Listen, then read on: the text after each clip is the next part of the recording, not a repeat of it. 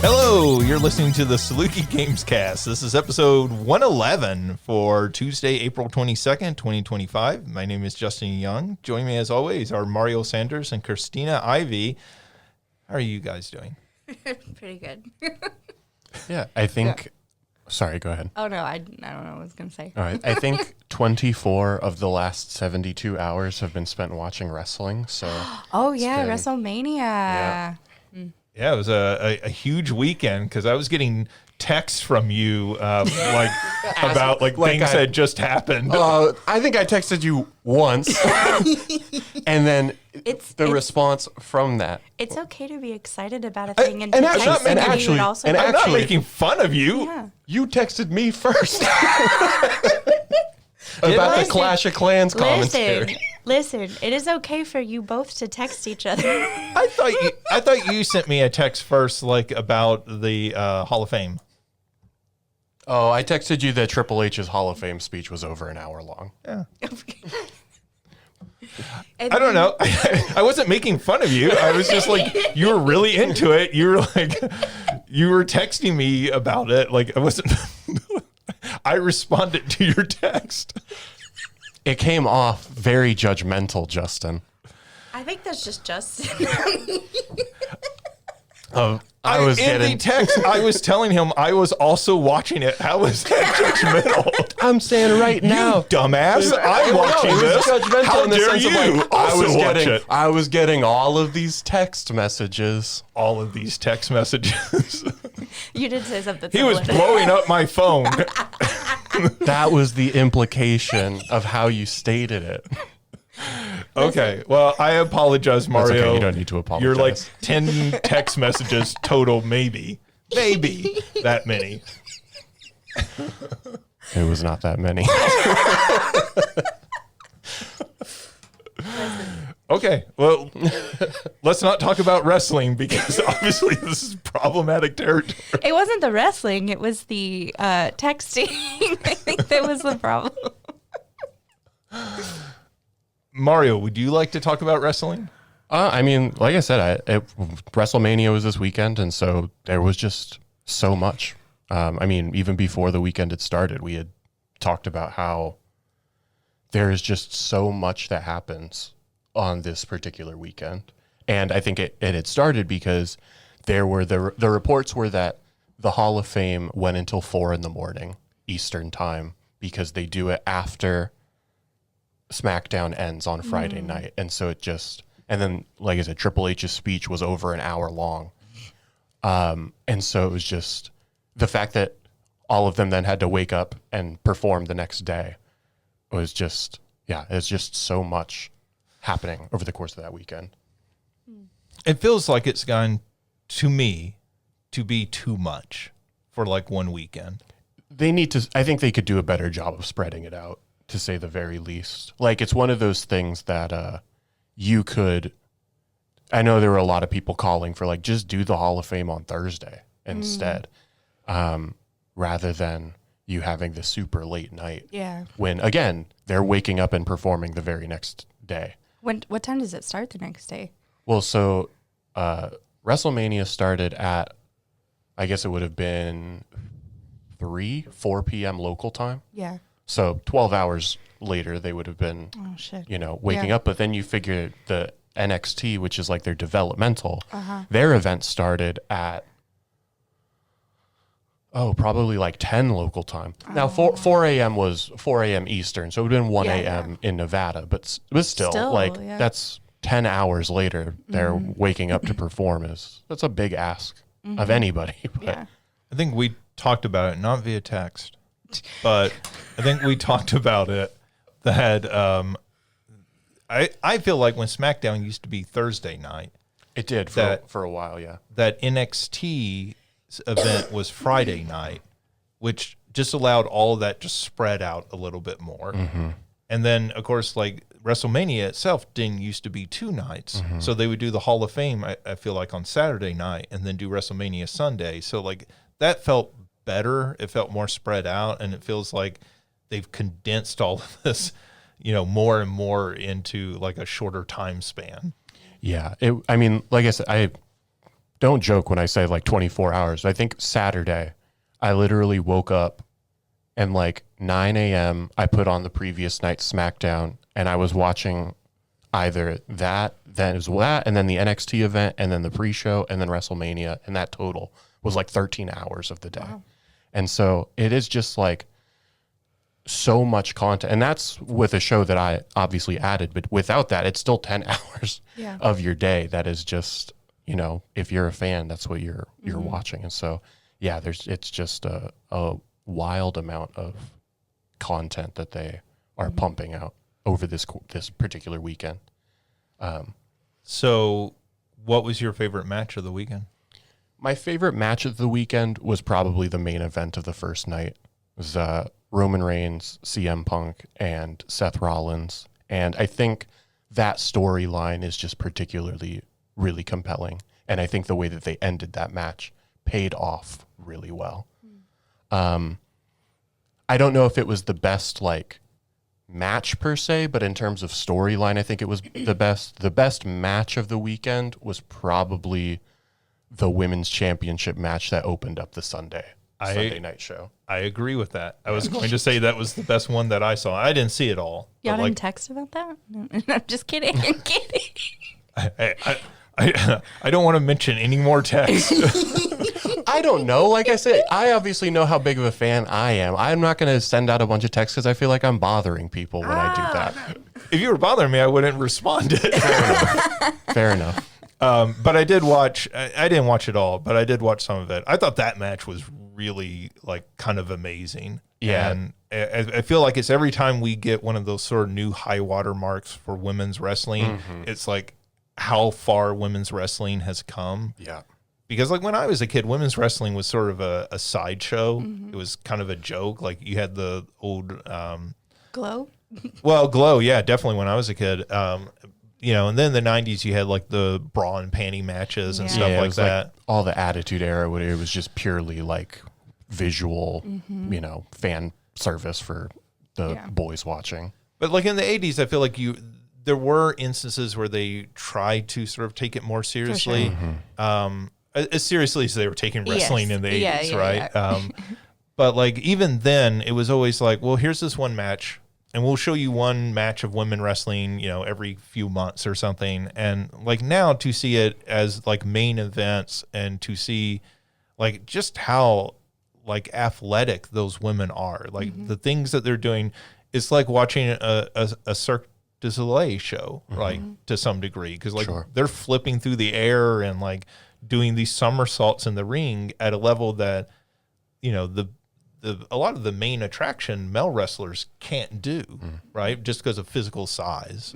And so it's really entertaining, fun to watch. Yeah, and WWE has definitely moved to a point where obviously you've got the main event at the end of the show, and then the match that opens the show is usually like the second biggest match, you know, and I think it's just like we're going to get the crowd like hyped up first, whereas, you know, I don't know, we'll say way back when, but like when I was younger, it was like the first match was like all right, this is, you know, you think about like this is the least important match on the card or the least intriguing. When I was watching, that's how it was. Yeah. And now so when I say that it was the opening match, I don't say, you know, like to provide some context, that's not to say that this was not an important match or one that people weren't, you know, excited about. Like I would say arguably, at least for Sunday night show, this was probably the second most important match of the night.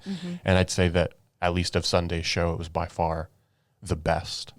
Like I said, storyline, the main event of the first night would be my favorite, and I'm probably most excited to see where they go forward with that one.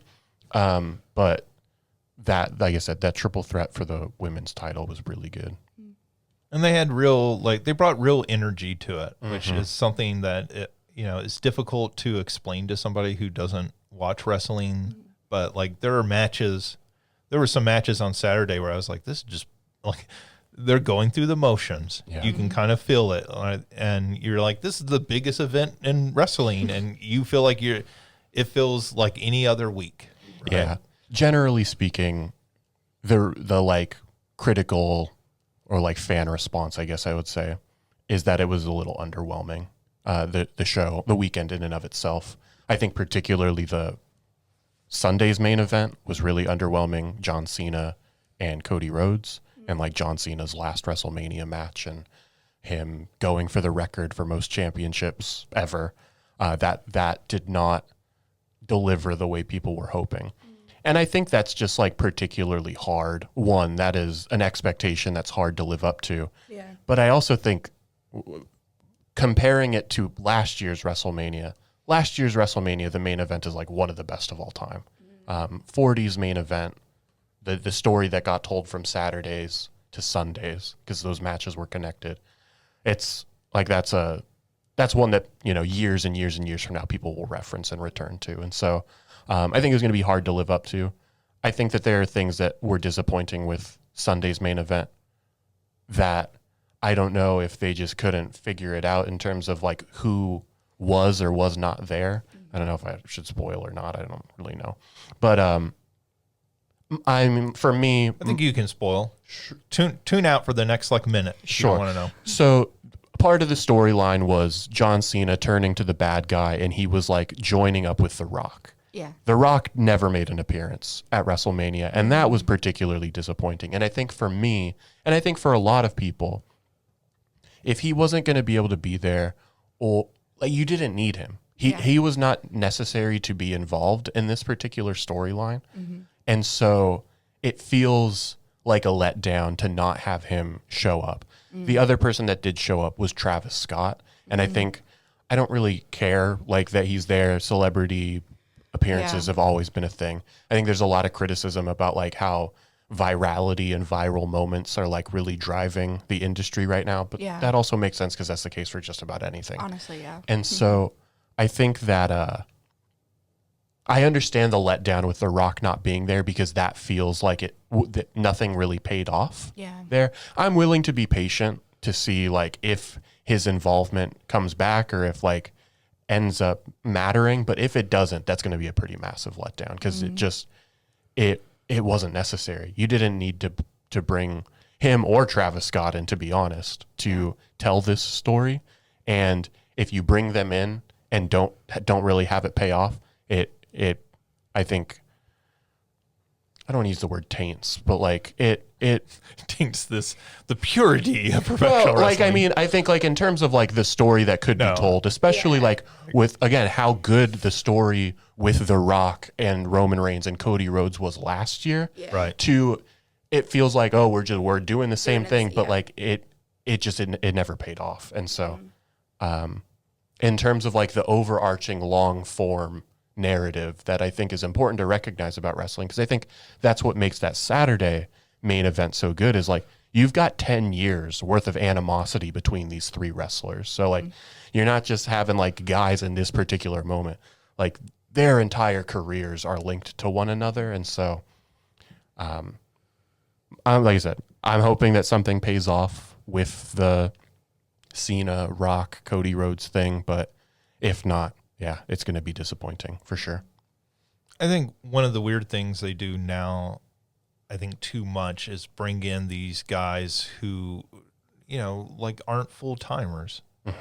So you have people like Cena and The Rock who like the major storyline is built around, but like these guys have they have day jobs. Yeah. Right. Like this is sort of like their secondary job. I know The Rock has been more involved with like in a more pivotal role with the organization as of late, but he's one of the owners of the company. At least he's on the ownership like group. Yeah, the TKO group, right? Yeah. Since they took over, since the sell. But like, anyways, my point just being that it always just feels like I kind of wish you focused on the actual wrestlers, the guys that are there every single week, right? Yeah, I feel like a guy like John Cena is perfect to bring in for WrestleMania, right? Because you're going to get a big pop out of him because all the fans will be excited. It's like when they used to bring back, Macho Man or Hogan or somebody, and like everybody lost their minds, Undertaker in more recent years. But, like those guys are great for those big events as like a sort of one-time thing, but you don't need them. You don't need the whole storyline built around them. Yeah. And like this one with Cena is like the exception because it's his retirement. And he like from the beginning of the year, he's like, I'm making 36 appearances. And so like part of his like bad guy character right now is him like ticking down each one. He did that yesterday. He's like, we got 27 left, and then I'm leaving. I'm leaving with the title and all these. And so, like I said, like he is, I think that's like, he is so good, obviously. And so, like I said, I know I've said it however many times now, you didn't need to get other people involved for him to be able to tell this story. So, Yeah. And arguably, he's as big or not bigger of a star than The Rock is these days. at least within the world of professional wrestling, right? I mean, in general, you know, like in Hollywood as well, but in the world of professional wrestling, like people my age grew up with John Cena more so than The Rock, right? Mm-hmm. You know, I mean, yes, I was born in 93, but like I was a very little kid, you know, in like the height of the Attitude Era, like when I was 11, 12 years old, really watching it, that's when John Cena was like at his peak. Yeah. So anyways, that's your wrestle talk for this week. We still haven't given him his own wrestling podcast, so he has to get it all out here while he gets a shot. This is a preview. This is how you get the people that will listen to that podcast to be like, oh, you're having it. Okay, perfect. I don't like that video game stuff. Mario needs 3 podcasts. Yeah, it really does. So he can just career podcaster. That's what this PhD is going to do for me. I mean, you know, you wouldn't be the first person to get a PhD and then transition into that. So, all right. Why don't we go ahead and move into what we've been playing? Christina, have you been playing anything? Still Blueprints. That game is massive. It's so big. And I'm starting to like run out of steam on it, if I'm being honest. I like your big question. I'm not going to spoil it, but it kind of fits into that. It's like, I've almost reached the capacity of like where I'm like, okay, it's still really cool. It's still a great game. Everything I said last week still goes, but it's like, as for me, I'm like, It stayed its welcome. Yeah. I have problems sometimes though with keep like a game, like sticking with it that long. And so, if it might just be an estimate, but how many hours would you say you've put into it? It's okay if you don't know. I have no idea. It's quite a few. Like I was supposed to spring clean my house this past weekend because it was my first free weekend in like a couple months, and I just played Blueprints and sat on my couch and ate junk food. So. Yeah, I've been playing it. I think it's a game, and a lot of people I've talked to about it said, you know, it's the sort of game like you can beat, but then there's stuff to keep doing once you've beat it. Mm-hmm. Yeah. And how long you stick with it after you've beat it, is going to vary wildly depending on the person. Like, how much are you into these mysteries? Exactly, because like the puzzle and the narrative is what kept me on for a long time because it really is a cool story. But like, it's like the puzzles get more difficult, obviously, the further you get from the actual ending. And sometimes I don't want to say they don't make sense because they do. And I'm not going to be one of those people that have complained on Steam about like, they don't tell you how to answer this, blah, blah, blah. But it's like they get more far reaching of like what you have to pull together in order to solve it. I think there are puzzles in that game that they are bordering on like classic LucasArts or Sierra Online adventure game puzzles. Yeah. Where like they're so obscure that you might stumble upon it, but like I would not blame people for, certainly as you get later into that game, using a hint guide of some kind. Yeah. Because I think there are puzzles where it's just like, I don't even know. Like, it's not like, I think last week we talked about the dartboard, right? Where like, that's pretty straightforward once it clicks what you're trying to do there. These are much more like, hey, it's 4D chess. You're having to like kind of move around and figure out. Yeah. And that's some of the coolest stuff in that game. For sure. But like also sometimes with stuff like that in these sorts of games, and I think about titles like Fez was like this, Animal Well last year was like this, that like at some point they become so obscure that I'm like, this game can't become my full-time life. Yeah.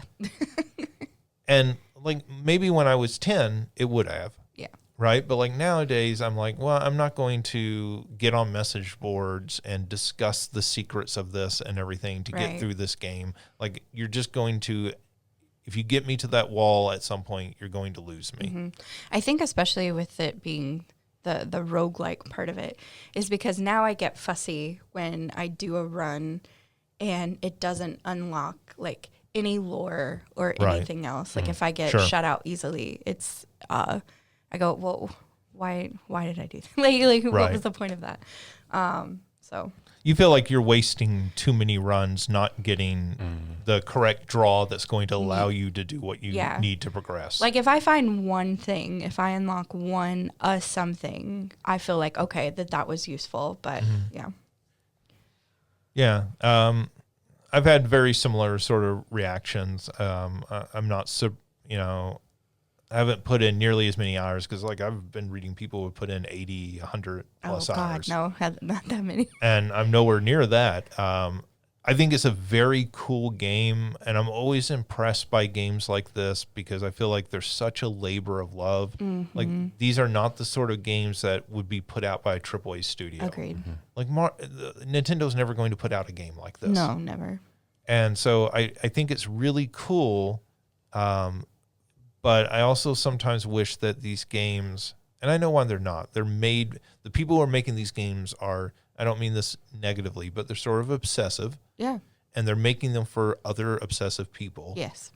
And at some point that excludes me. Yes. And I think the quality of how much I like the game is always, at what point do you exclude me? Yeah. Is it very early on, or is it like because late?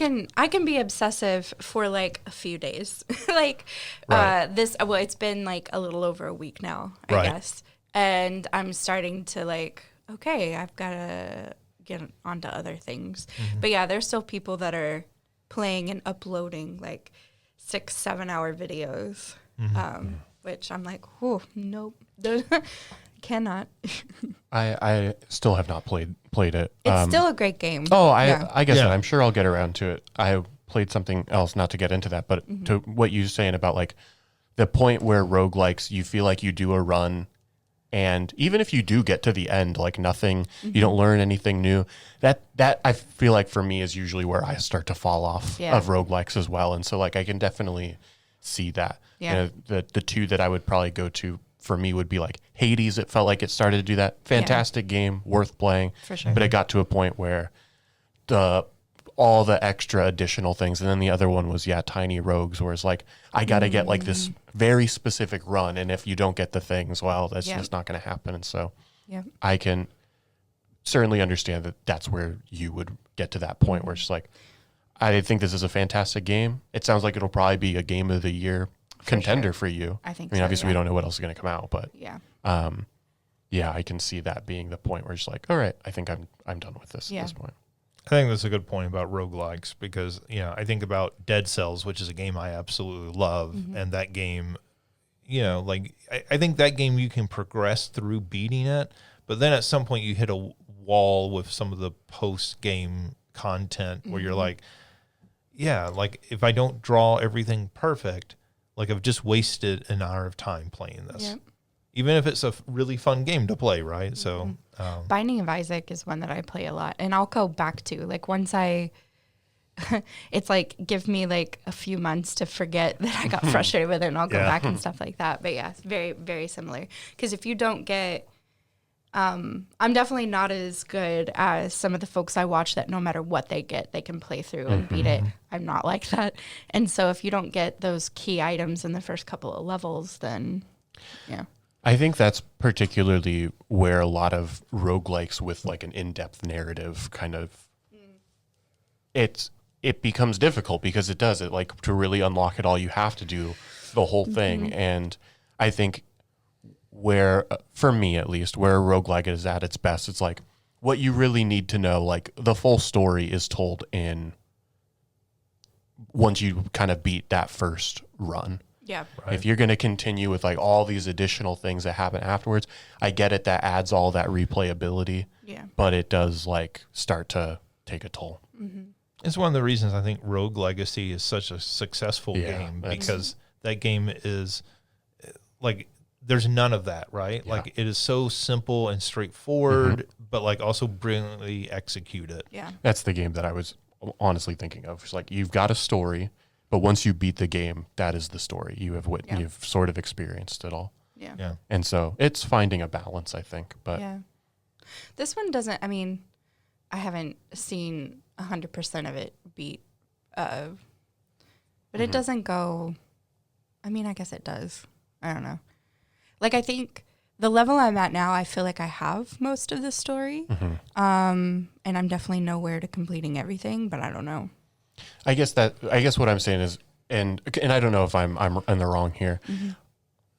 It feels a little bad for me when I've completed the game, I've gotten the end credits, and then it's, well, I have all these questions that have not been answered, yeah, right? yeah, To yeah. really get the full story, you've got to put in Yeah. another. Oh, and there's lots of, it's more like you think about, at least the first time I beat it was like, oh, wait, but I didn't do this puzzle, this puzzle, this puzzle. Like, I could list off all the stuff that I didn't do, which, like, some of it leads to unlocking lore and narrative and stuff, and some of it was just, you get extra coins. Yeah, and like I said, I think that's more of a me thing than Yeah. anything against No, blueprints or I- that design philosophy. I like, especially like if the narrative is what is keeping you in the game, which for me a lot of times it is.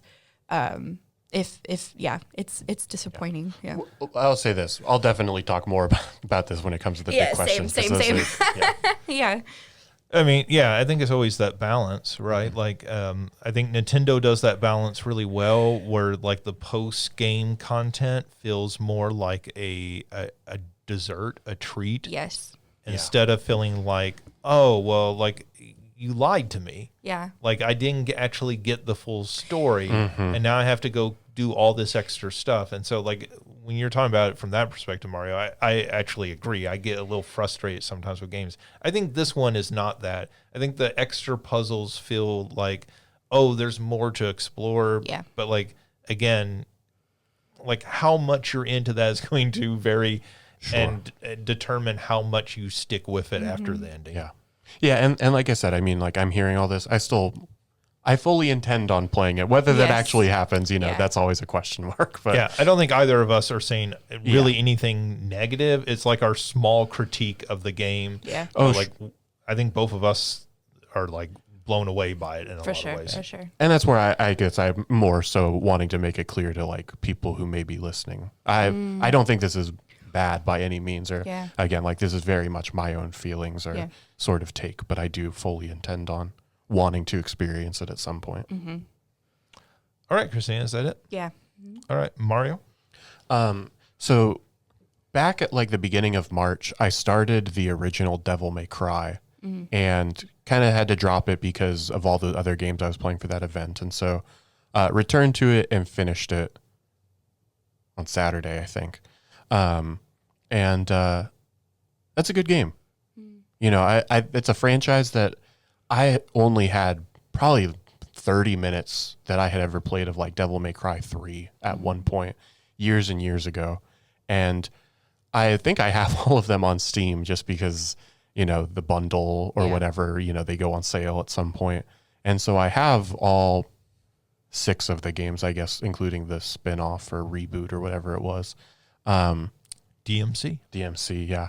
And so I went in and finally finished up the first one. And yeah, like I said, I really enjoyed it. It's definitely a product of its time, considering like the camera, like that fixed camera of like the Resident Evil Capcom games. And so that's definitely a little frustrating.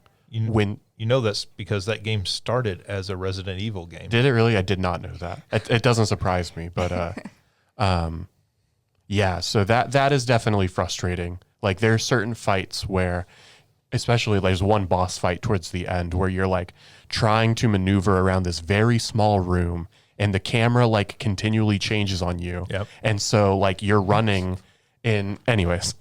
No, I was just thinking that's very much a Resident Evil boss fight of that era. Yeah. And so that is the most frustrating part of it, but it was a lot of fun. I think the combo of like the different items with both the firearms that you start with and pick up over the course of the game, as well as the different like melee items that you get over the course of the game, is really satisfying. And I don't know if I'll play 2 anytime soon, but it was enough that I will definitely return to that franchise as well. I liked the structure of the like levels. I don't think any level was all that long, so that was really nice in the sense of there were multiple times where, I may have only played for about 40 minutes, but I got through 2 or 3 levels, and that was really nice. So you had these like very clear places that you could just like put the game down. Cool. It's like a James Patterson novel, like where the chapters are like 3 or 4 pages long. So you and it's done that way on purpose. Like it's very much so you constantly feel like you're making progress when you're reading versus, these chapters that are like 80, 100 pages long each or something. And it's funny because like I think that's something that sometimes games miss out on, right? Like that sense of progress. Well, it's one of those things that I could totally say right now. There are multiple times where I would not have booted that game up if it was just like totally open world, where you just like were moving around the castle free will without those chapter breaks, because I would just feel like I'm not making any progress. Yeah. And so in some ways it makes the game feel linear of like a go to this place, do this thing, and the chapter ends. And so you get this like break. But like that break was very much appreciated. I don't know how Devil May Cry 5 is structured, but my guess is it's probably more of the like open world. I don't know if it's got those like chapter breaks. And so, like I said, I'll be interested to see like how the franchise progressed in terms of how it structures gameplay and its narrative and stuff. Cool. But otherwise, fun game. All right, is that it? Yeah. Well, I played more Blueprints, so we already talked about that. So I will add in here, I did go see the film Sinners, which is the new Coogler Jordan team-up film. And I think that movie's fantastic. I've only seen good things. Yeah. I have not always been the biggest fan of Ron Coogler as a director. Like I think Fruitvale Station is a very good film, his first film, and then I think the Black Panther and Creed films are the first Creed film I guess he directed. I think they're perfectly well-made films. I'm just not blown away in the way that some people are by those films, and this film blew me away. Like, I think he does some very interesting things in this film, and if you like blues music, this is a great film for that. It's almost like a musical horror film in some ways, and I think there's one shot in this film that comes about half to 2/3 of the way through the film, which I think is like the best shot in any film you'll see this year, and I think when I was writing a review of it, I said it made me want to like cheer in the setting in the theater when I saw it, because I was like, that's audacious, and you like pay it off. It completely works. So yeah, definitely a fun film to go see. Imagine From Dusk Till Dawn meets the Blues Brothers, and you have a pretty good idea of it. So let's move on to the news. So this morning I had left a spot here for this because I didn't know how much news we were actually going to get out of this. But we did get a stream this morning for the Elder Scrolls 4 Oblivion Remastered. They shadow dropped that today, which was had been the like sort of open secret. So that's out on PlayStation 5 and Xbox Series S and X and PC, and also on Game Pass. So right before I left to come over here and record this podcast, I actually set Game Pass to start downloading this. So theoretically it'll be downloaded by the time I get home. So, they showed off the new graphics and everything. They showed off that there are some changes to the combat. The leveling system has been updated to integrate some of the stuff from Skyrim. I thought one of the interesting things about it was that they went back and re-recorded a lot of the dialogue for the different characters. And so, they noted that because of storage space limits on the original release, they couldn't have distinct voices for all the NPCs. Mm-hmm. So they went back with this, and the different races of the world, they gave them distinct voices and everything for this, which I thought was pretty neat. Mm-hmm. And this is called Remastered, but it really feels more like a remake of the game. Cool. Not quite at the Final Fantasy VII. Final Fantasy VII is really a reimagining more than a remake. That's a brand new game. Yeah. This feels like, hey, we took the original game, we've completely overhauled all the graphics, the sound, and we've also updated, the user interface, some of the systems. So it's much more than what I think we often think of a remaster being. So very cool. I mean, the only criticism I have against it is part of that original, part of the sort of fantasy feeling of it was the oversaturated graphics. The grass is that almost like neon green. It's so bright and everything. And they have toned this down so that the graphical palette is much more similar to Skyrim. I don't mean that necessarily negatively. It looks really sharp. It looks really nice. But some of that charm, I think, is lost a little in the process. Mm-hmm. But, it's really cool that they did this.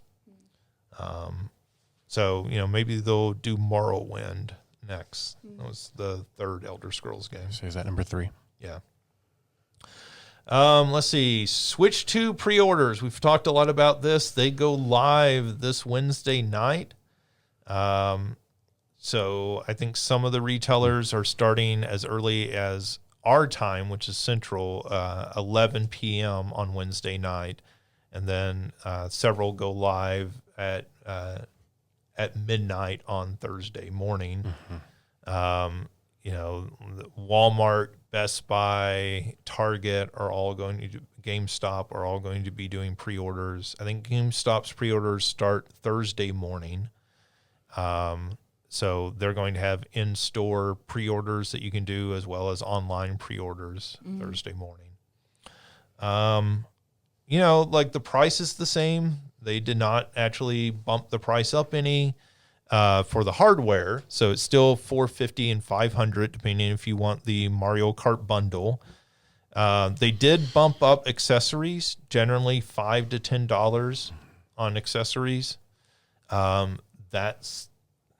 That's not a huge amount, except when you think about those Joy-Cons were already something like $80 or $90 for a set.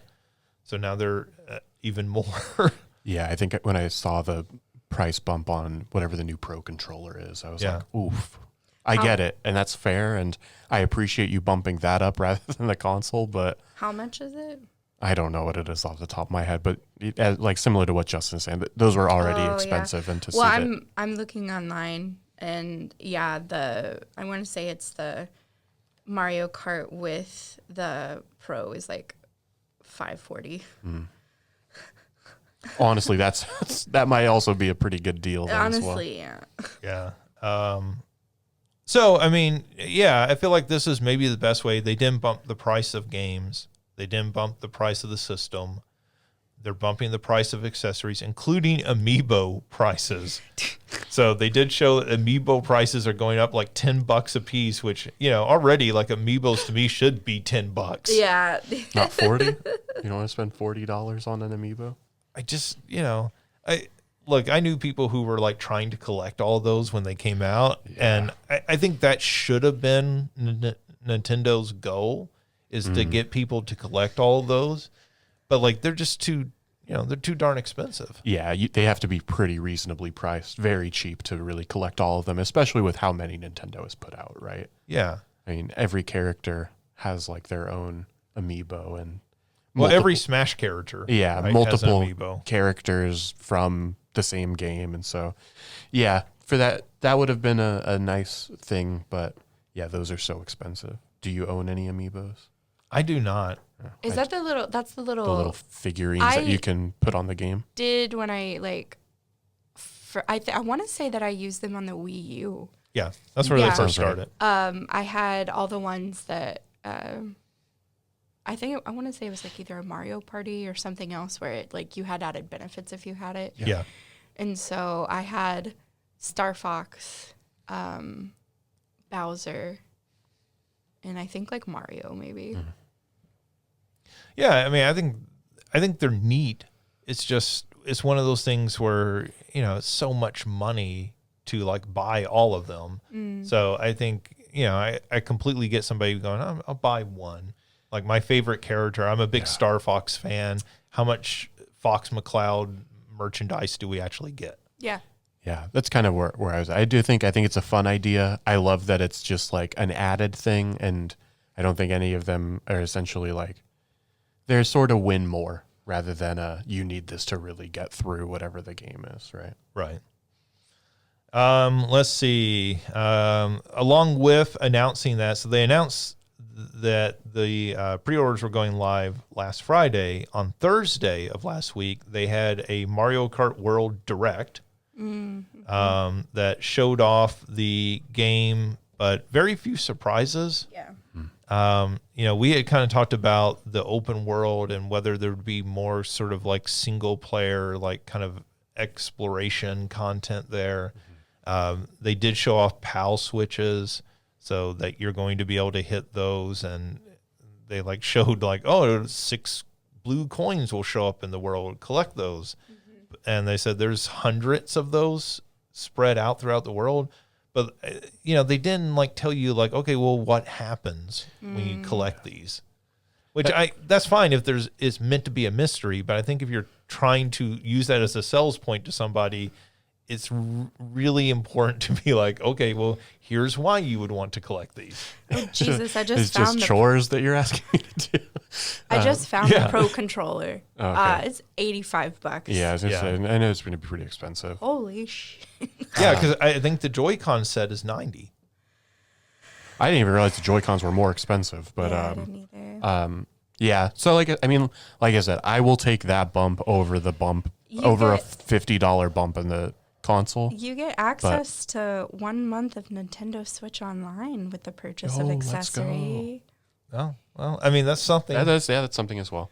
Yeah. You should get that welcome tour game. Buy an Basically get it for accessory. free. Oh yeah, Joy-Cons are $95. Yeah, like I said, I think, when we had talked about it last week about Mario Kart World having some amount of single player, it was probably wishful thinking because I have to imagine they would have announced that from the get-go. It's nice that there's a little something that, in the world that at least encourages you to explore, like the nooks and crannies of the world.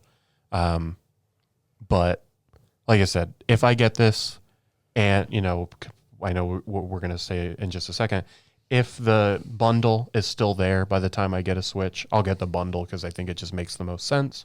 But World is not near the top of my list of games to get. Yeah, I mean, it's a game that I will get because it is a game that when people come over, it's the game that everyone can play. Yeah. Right? If it's not Jackbox, this is the game. Yeah. And it's hard to get people to play other games. Yeah. Like at Playing for Pets, like when people come in, they'll often be like, can we play Mario Kart? And I'm like, yeah, but like we also have like 50 other games. We also have Garfield Kart. That's right. We have Garfield Kart, which I mean, Christina just demanded we play. I did not. I was all for it. Like any game that you put in, I'm gonna be like, yeah. But I swear to God, if you put in Garfield Kart just because I come in, Whew. I hope you know there are 2 Garfield kart games, which playing for implies that a third might come out. I mean, it only makes sense to make it a trilogy. Yeah, you have to pay it off. Yeah, You played- we just Pay talked what about off? you got to pay off the storyline. Shitty- You played the shitty darkest play? chapter.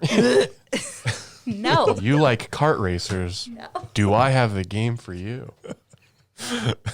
Garfield Kart 3. No. The Quickening. No. No. No. No. Actually, The Quickening would be a really good subtitle for a kart racing game. It would, but also I still wouldn't play it. Yeah, well, we've talked before about most people can't make a good kart game. It's like actually the most Yeah. surprising thing in video games. Yeah. Like how difficult it is apparently to make a good kart game.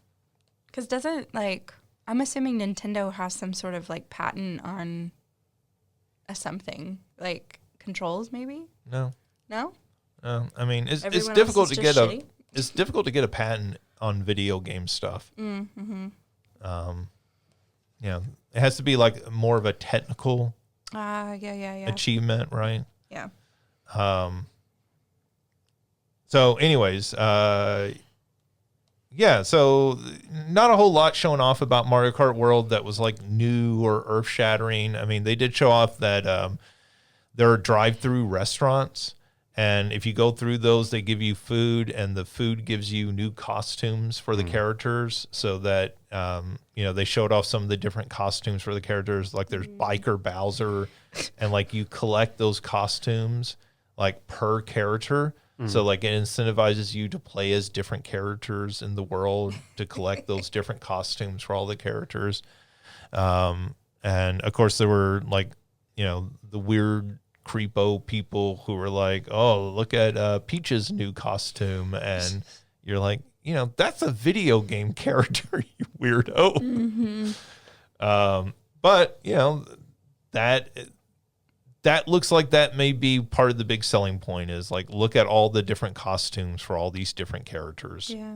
Part of the way they keep you motivated to keep playing. Let's see, the Mario Kart World bundle that we've been talking about, that's the $500 bundle that comes with a digital copy of Mario Kart World. Nintendo has said that is available for a limited time until the stock that they're producing of it will sell out. And said that, it may not last till Christmas. So I think that is they're like sort of poking consumers with a stick saying, hey, if you think you want this, you should buy it now. Don't wait till Christmas. Don't wait till Black Friday hoping you'll get a deal. Yeah. That seems crazy to me because, the first Switch, most of its lifespan had that Mario Kart 8 Deluxe packed in. And so I feel like, that's part of the reason that game sold 50 million copies or whatever it sold at this point.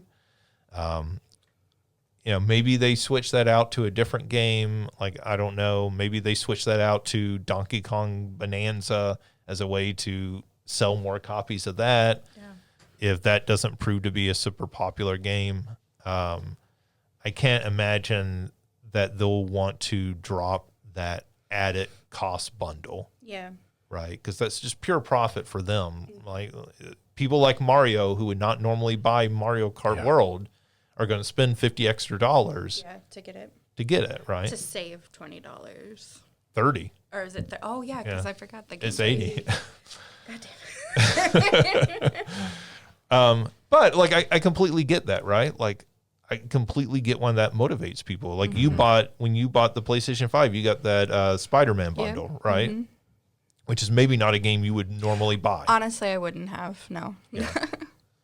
So I completely get it. So hopefully they don't do that. Hopefully they keep some bundle around. Yeah.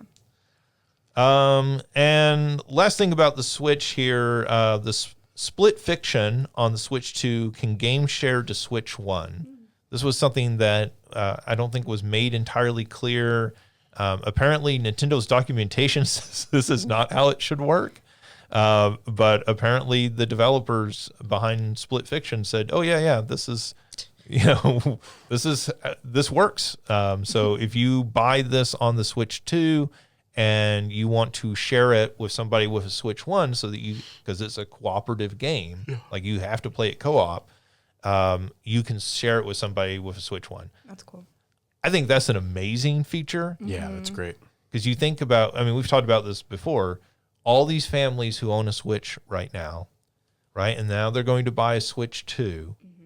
Now, if you have kids, right? Or even if you just have one kid, like you can play with your kid or they can play with each other, right? Like this is how it should work. And like considering that's just streaming the video, right? It's not actually sharing the game files. Like there's no reason the Switch shouldn't work for that. Or that, I mean, at least I can understand. Yeah. So that'll be cool. Hopefully lots of games do that. Let's see. They had Star Wars Celebration this past week. As part of that, Respawn unveiled a new Star Wars game that has been rumored for a while, Star Wars Zero Company. It is a Clone Wars set turn-based tactics game. So think XCOM. That's coming out next year in 2026.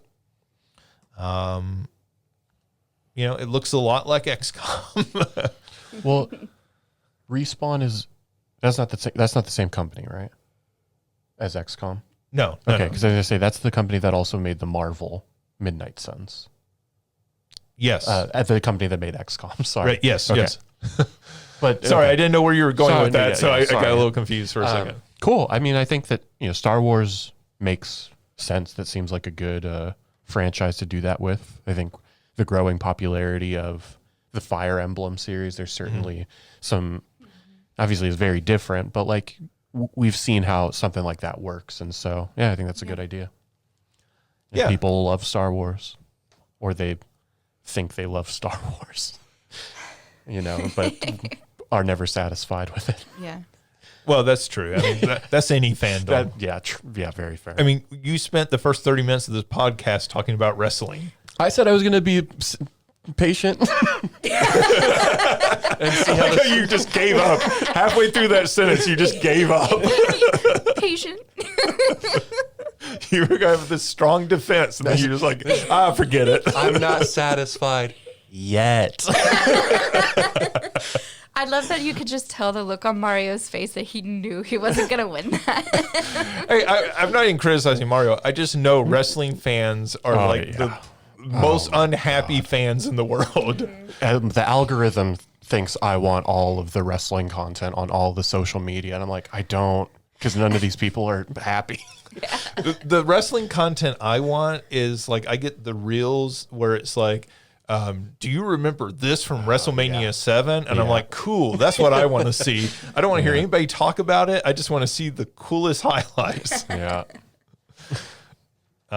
That's what you get when you're a more casual wrestling fan. You're not doing your dissertation. So this looks, I mean, it looked really cool from the trailer they released and everything. I do think this is smart, like because Star Wars fits so naturally into this, right? Yeah. So neat. I'm sorry. I think you said this. It's in like the Clone Wars aesthetic from like the cartoon. Well, I mean, not necessarily like the aesthetic, but okay. like set during that period. I see. Let's see. Speaking of Switch games, Cyberpunk 2077 uses DLSS on Switch 2. So that is the upscaling technology, NVIDIA's upscaling technology. So that, say, you could take a 720p signal and it could upscale it to 1080p or 1080p, upscale that to 4K. So this was like one of the questions of would the Switch 2 be able to do DLSS? Obviously, yes, it can because they're doing this. This is not shocking because they're using an NVIDIA chip for this. But like that just means that we're going to get more probably higher resolution games, right? Like more games that are going to approach 4K resolution. Let's see, Kingdom Hearts. So Mario, I feel like without Alicia, this is your take. Okay, I'll do my best. Kingdom Hearts has teased in Disney's Study with Max Goof Lo-Fi Ambience Video Playlist. So they have teased Kingdom Hearts in this video playlist. So what is it? Go ahead. No, go ahead. I was gonna say, it's like stickers on like his mug or something like that. I feel like I didn't actually watch this, but I saw you send a thing in there.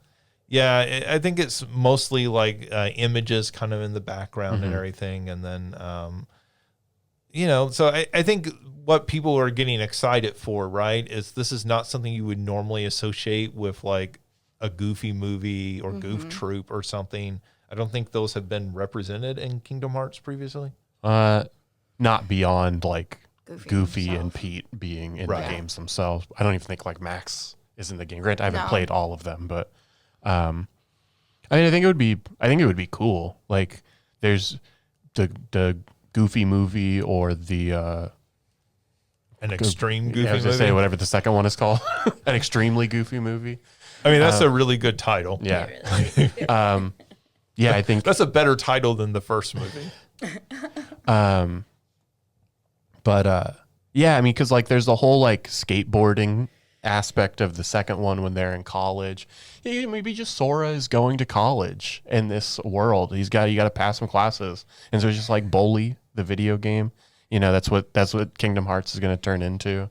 Or it's like the nothing is the amount of time that he's wasted playing video games when he was supposed to be in class. Give me a power line concert rhythm game. When you put that, I was like, yeah.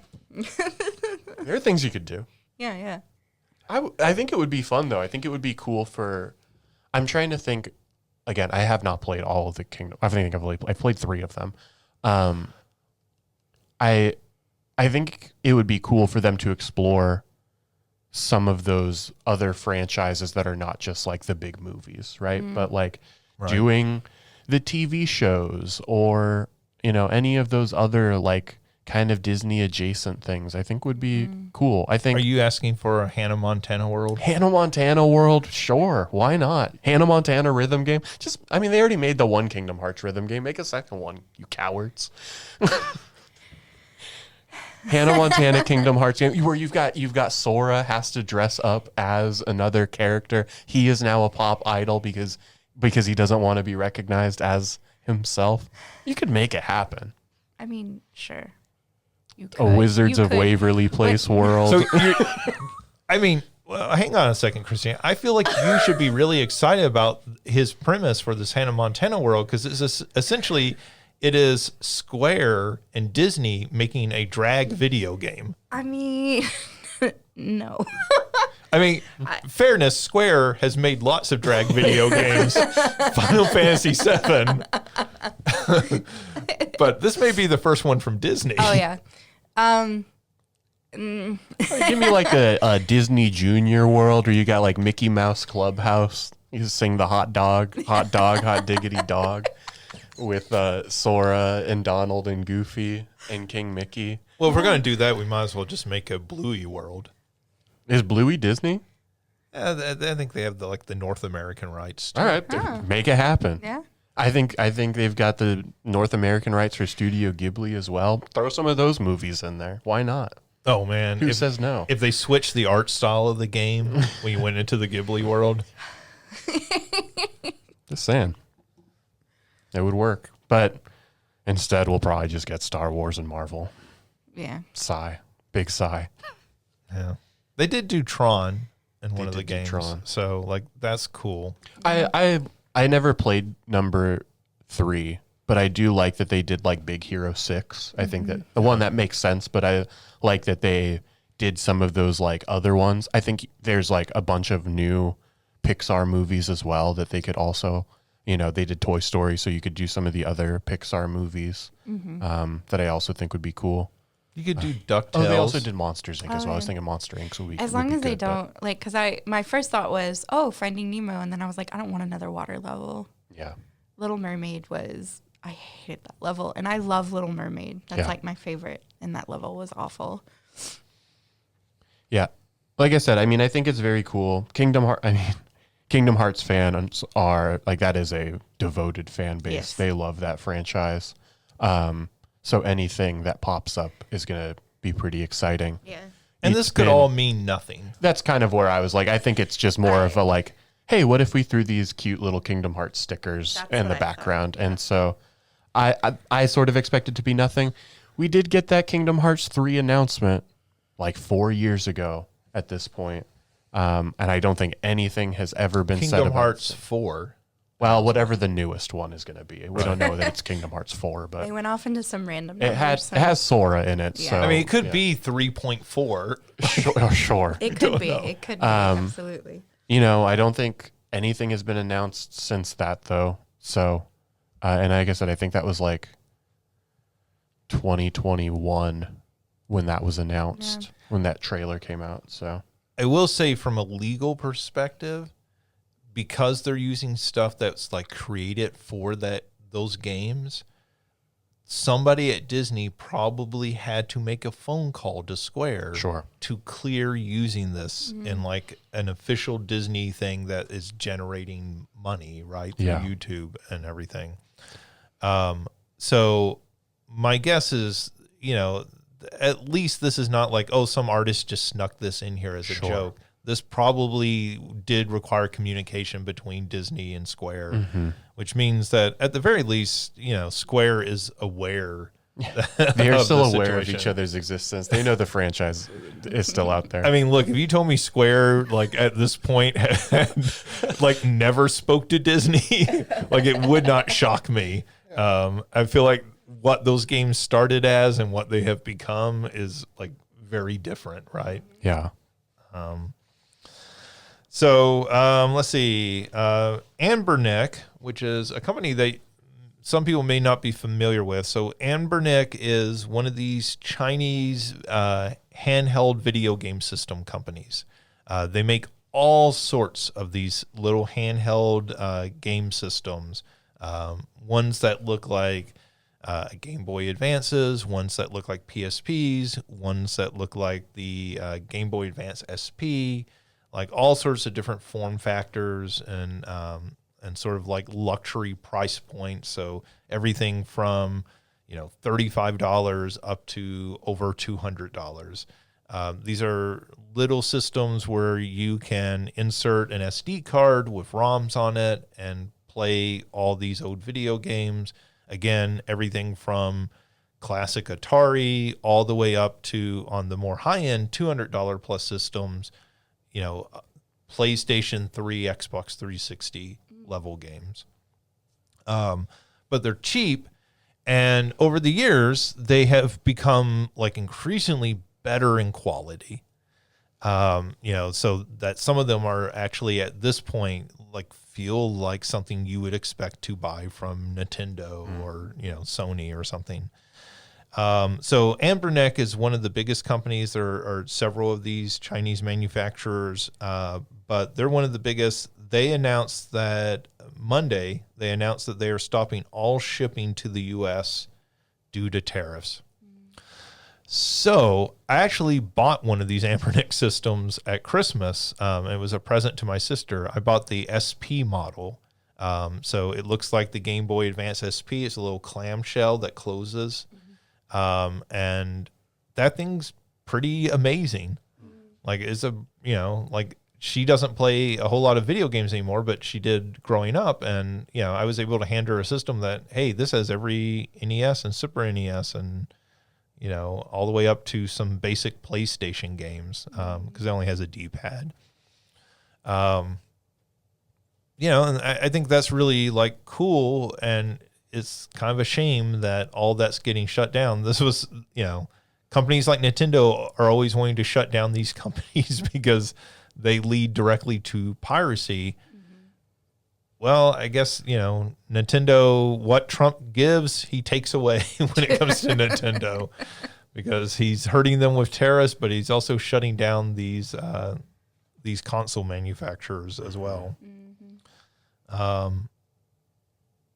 Yeah, I know we talked about it a little bit, and this is not necessarily games adjacent. I guess it could be, but I think, you know, we have these bigger companies, but I think the ones that have stuck out is seeing a lot of like Etsy shops and like Right. things that are like run by like these individual sort of craft people who can no longer afford to do that sort of shipping. And so thinking about it from like, like a fan community type of standpoint where, these things are like not just going to be available anymore. I mean, like obviously this, like these little consoles, also matter, but like the individual people who are unable to be able to, participate in that sort of very global fan base of just franchises in general, I think is also what stood out to me over the past couple of weeks as I've seen this more and more.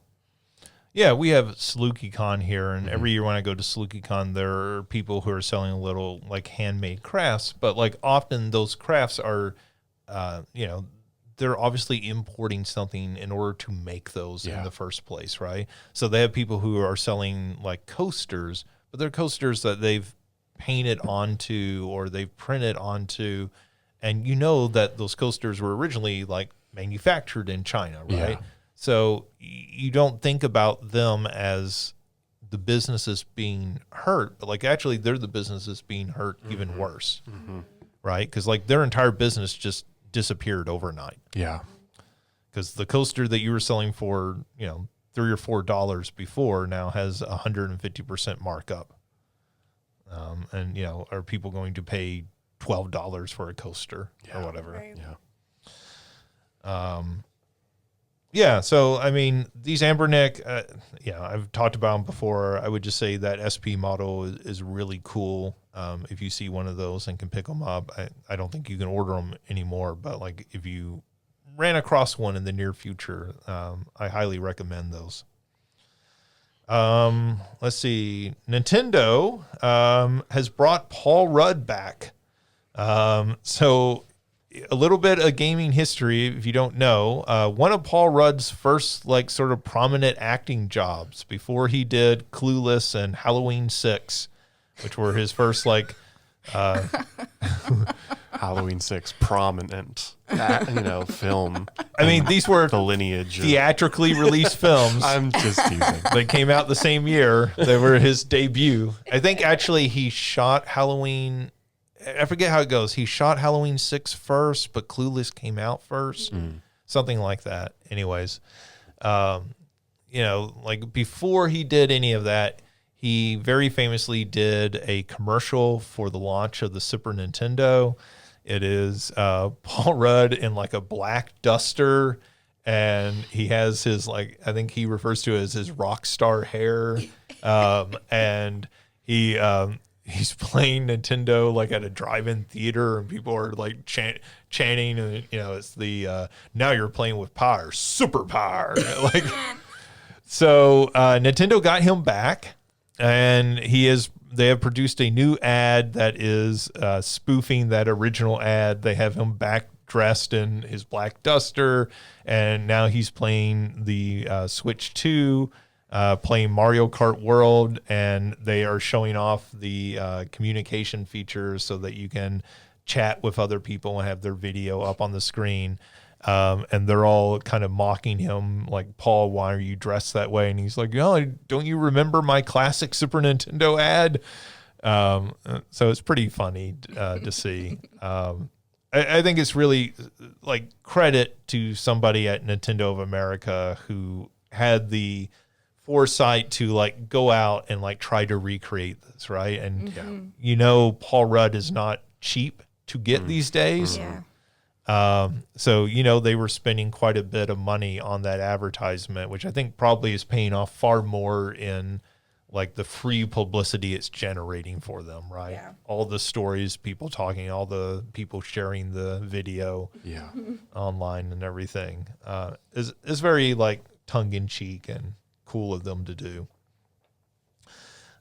Speaking of Hollywood, Paramount is working on a Sonic the Hedgehog cinematic universe. So apparently they have decided, despite the fact that the Knuckles TV show is the biggest hit in the history of Paramount Plus, which is the saddest commentary maybe ever. I think that says a lot about Paramount Plus. But anyways, the Knuckles show was a big hit for them, but apparently their new strategy is to take those things that they were thinking about making into TV shows and make those into films. So instead of another season of the Knuckles show, which very much suffered according to fans because Knuckles is actually not in it very much because it's so expensive to do the CG. So it's a Knuckles show that Knuckles actually doesn't appear all that much in. And so instead they're going to make these into films going forward, apparently. And instead of just making Sonic the Hedgehog 4, they want to take those characters and give them spin-off movies. The obvious one that's the rumor is that Shadow will get his own movie. I can only hope it's based on the Shadow the Hedgehog video game, and it's just him with guns, like shooting everything. Well, but which is the canonical path that Shadow's going to go down? Because there's like 36 The different darkest whatever path. the darkest path is, I'm sure. Alicia probably has a pretty strong opinion. I can't wait for like the 3.5 hour avant-garde Big the Cat art film. That's just like him fishing the whole time. Black and white. It's just him sitting on the bank fishing. That's it for 3.5 hours. I would watch that. And it's in French. I didn't even go to. I did see the first Sonic film, but I didn't see it in theaters. I haven't seen any of the other ones. I haven't seen the show, but I would go to the Big the Cat. Le Big de Cat. Yeah. I don't know what cat is in French. Gato is that's Spanish. Yeah, it's similar. No. I know just it's know something. the trend. It's something like that because I have seen A Cat in Paris. Yeah, which is a great film. I'm sure. So I wonder if this would include some of those other Sega franchises as well. If like a Knights, you'd see that like crossover. Yeah, if you'd see some amount of crossover, if it's only going to be Sonic. Well, you are jumping ahead to our next story. Where we might actually see that sort of crossover. So Michael Bay and Sydney Sweeney are teaming up on an Outrun film. Outrun, the classic Sega arcade racing game. So maybe Sydney Sweeney will show up and the Sydney Big Sweeney the is Cat the newest film. Sonic the Hedgehog character. What if she shows up and she gets Big the Cat into the Ferrari with her? What and if Sydney Sweeney is Big the Cat? Oh, man. You just blew my mind. no. Look, she needs to prove her acting chops, right? Like, she is one of those actresses. Go ahead. I mean, like, she is the sort of actress at this point of her career who gets criticized, right? Like, her looks are the appeal more than her acting ability. And this is the way for her to prove her acting ability. She takes on the role of a lifetime, Big the Cat. No. Who says no? I mean, ignore Christina for just 1 second, people who are listening. Can you mute her mic just for 1 second? No. Listen, I thought no, don't touch it. Okay, anyway. I didn't even have to press it. I muted her by just pretending like I was waiting because I was going to yell out so that y'all's mics would pick it up. I was waiting. I was saving my breath. There are people with offices right next door. I don't care. Dude, imagine 2026 Sydney Sweeney winning the Oscar for Best Lead Actress as Big the Cat. Classic. I mean, what kind of career would that be from that point on? I mean, it'd only be going down, right? And so maybe she shouldn't take that role because she's only like 26 or something like that. You don't want to peak that early. I mean, Kathy Bates won for Misery and then still had a lot of fun roles. So, and now she's Matlock. Exactly. I like that show, actually. There's not much substance to it, but it's. I like her. Yeah, she's one of those actors that you can just watch in anything. Yeah. And at least she's good, even if everything around her isn't as good. Yes. She's really good on The Office. Yeah. I like that this turned into a Kathy Bates conversation. Because I had to move it away from y'all making Sydney Sweeney into Big the Cat. What do you have against that? What if? Okay, maybe. Do you not think she has the acting chops? Why do you dislike Sydney Sweeney it's so much? different chops because I saw her in Euphoria and I thought it was pretty good. But I don't see that energy being Big the Cat energy. That's why she's got to take this role to prove her range. Are you saying that you're sexualizing her? No. Whereas we want to see her in her you want true to see acting her. ability. You want to see. I want to see her in a giant fat cat costume. I'm not sexualizing her. No, unless that's your weird kink. No. Wow, Justin, you need to shame. You just say it's your kink and to make it weird. I don't want to kink shame. Is there any way for that not to be weird? I'm not gonna kink shame. I just want to kink why. Anyway, her biggest moments in Euphoria were her meltdowns. I didn't see anything her about multiple meltdowns. Yes. Are you saying that Big the Cat can't have a meltdown? No, we were talking about him being in an artistic French film, where he's just on a silent, just expressing, her frustration. Sydney Sweeney is obviously a pretty good mime. She has her meltdowns and everything, so she can pull this off. She's got an expressive face in those scenes. Sure. I have no idea what these scenes are. I've never watched Euphoria. She melts down. So there was a really great Saturday Night Live skit I was watching the other day where it was sending your boyfriend to do task on his own. Sort of making fun of the Netflix show, the Japanese show where they send toddlers out on their own. So it was sending your boyfriend out on his own. And the joke was she sends him to Sephora to buy something. And she says, which he calls Sephoria because of the HBO show Euphoria. And I thought, okay, yeah, that's accurate. Yeah. Honestly, yeah. All right. Well, we just got completely off topic talking about things that have nothing to do with this. Did you actually have something to say about the Outrun film? It's one of those weird properties to pick up. So, in light of Minecraft being this blowout hit, right? All this sort of makes sense when you think about it. I guess what I would say is, if you make a Shadow the Hedgehog film, right? There are people today who are big Sonic the Hedgehog fans. Lots of people, sickos. But there's lots of these people out there, right? They live amongst us. Sometimes they sit right next to us doing this podcast. Well, to some people, they do. But you compare that to Outrun, and it's it's people like me who are Outrun fans. Was that strictly arcade? I mean, was that have a Genesis port or something like that? Oh, yeah. Okay. That game got ported to lots of, the Master System got a port, everything. The Genesis. It's been ported to other things. They made an Outrun 2, was it Outrun 2 Coast to Coast, which came out on the PlayStation 2. It's actually a really good game. But that game you cannot buy anywhere today. It's not like that's on Steam. Yeah. So, I mean, if this film gets made, then maybe that makes Sega do something with that property. As I say, I don't think that's one that I'm familiar with. Maybe it's available on the Genesis Virtual Console on Switch Online. Oh, sure. I'm sure the original Outrun is. Anyways, yeah, no, it's not one that I'm familiar with or... so I do think that that's certainly an interesting...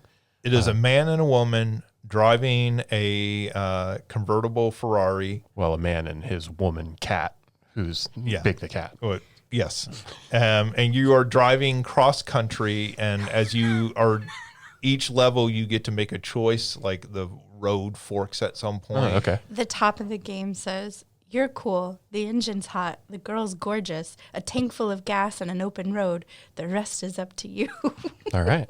Yeah, I mean it's very 80s. At the time that game, to look at it today, it looks very simplistic. But at the time, that game was really kind of a graphical showpiece. Like there was no racing game that looked that good when that game first came out. And so, it was a big hit in the arcades because you just wanted to watch it and see like what it was doing.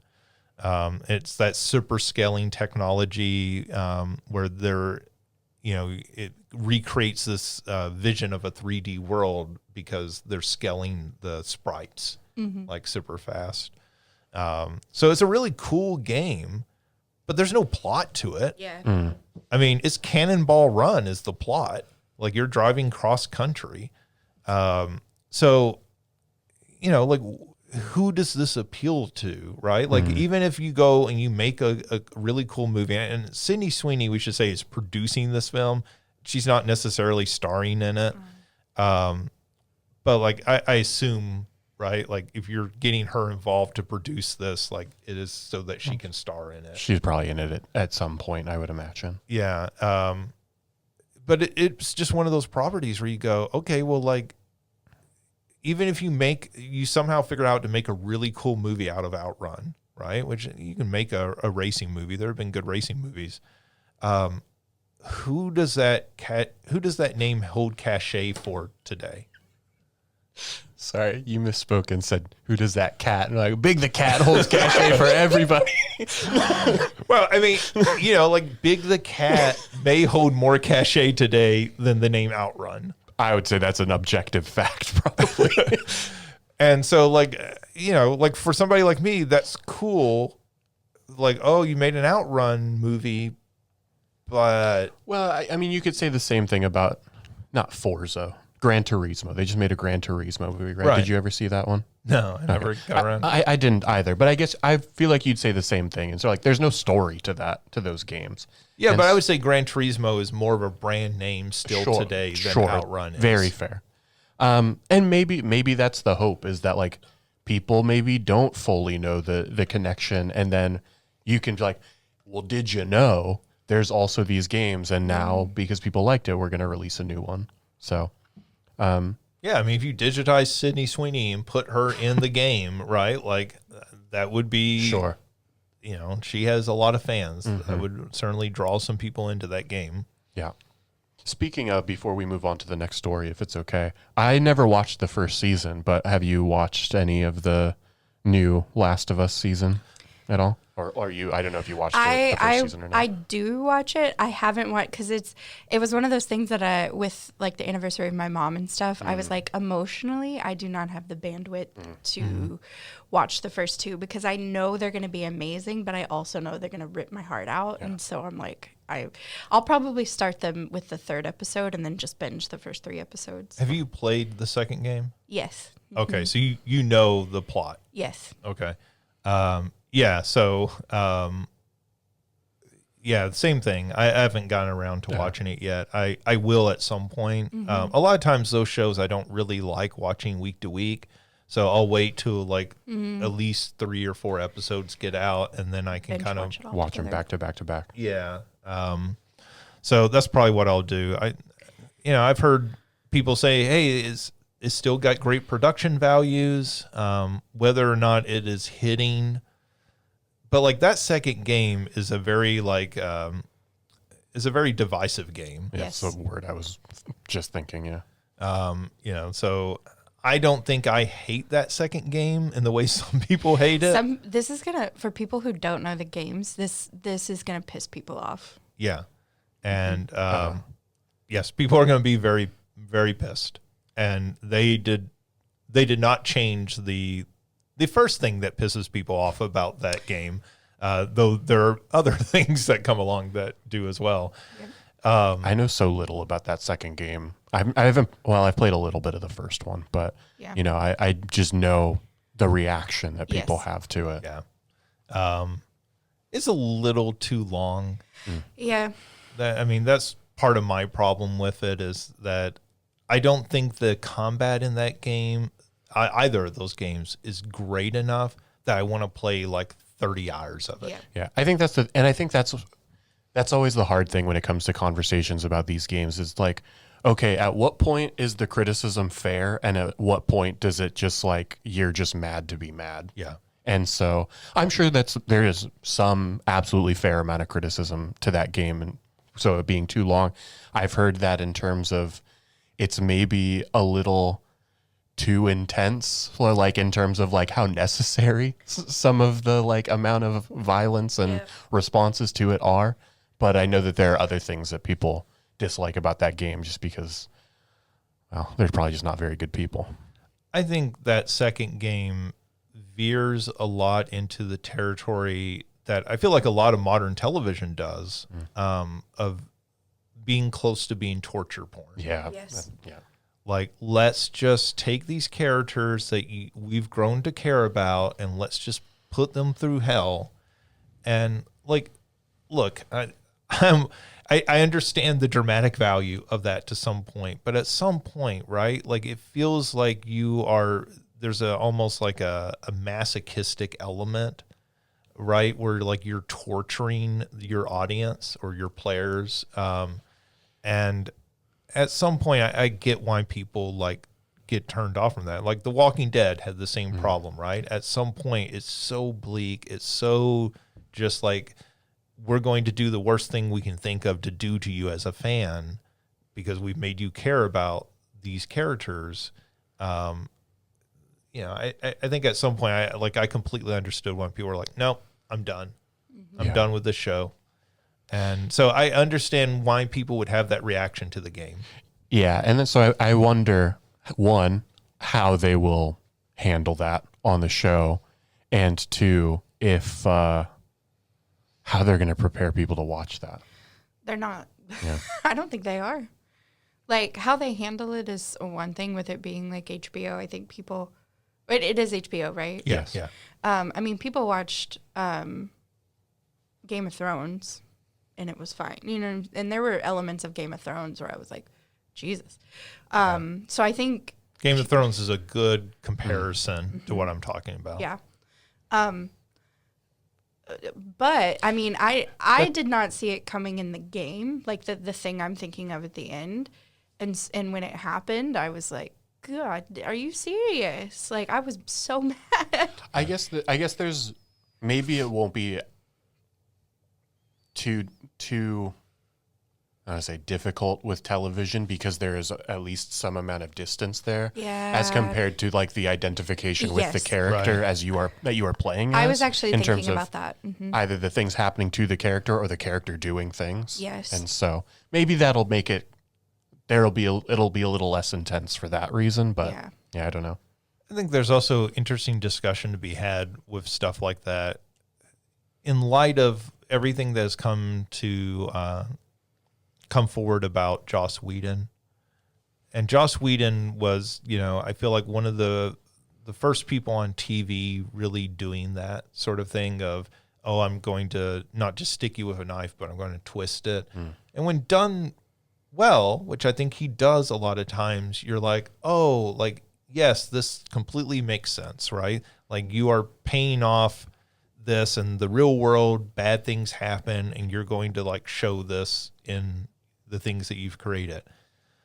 But knowing now what we know about what was going on behind the scenes, it's really difficult to watch what he does in, like, particularly the series Angel, what he does to Charisma Carpenter's character because he was angry at her, the actress, and then what he does to, I can't remember the actress's name, Fred, that's the character, what he does to like her character. And you're like, okay, like, are you trying to tell a good story or do you just hate women?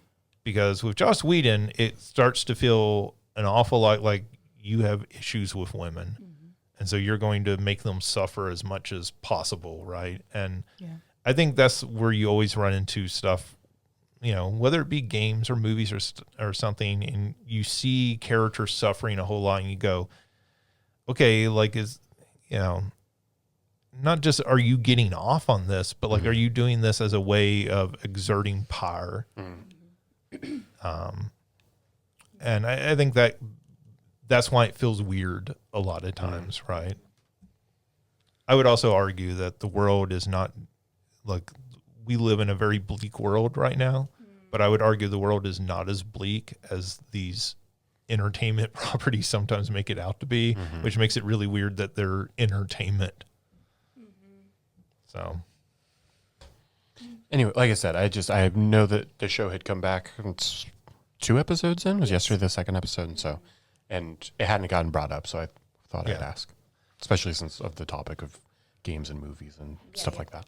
yeah, that first season is really amazing. It's great, and what they brought into it that the game didn't have, or that the game like suggested, like that whole episode that everybody loves with, they took something that was like mentioned. What is his name? Nick Offerman? Yes. Yeah. I assume that's the episode you're Yes. talking about. Oh, yeah. The third episode. Yeah. That was mentioned and talked about and alluded to, and then they took the whole episode and made it. I thought that was really, really special, and so I think there's a lot of places they can do that in the second game. And I mean, I don't mean to cut you off. They've announced already that the second game will be multiple seasons. Is that correct?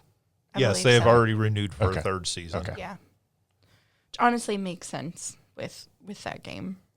Sorry, like you There's said, a I bit- didn't want to cut you Oh, off. I was just thinking about. Well, even what they Yeah. did with like Melanie Linsky's character Yes. in that, right? They took elements.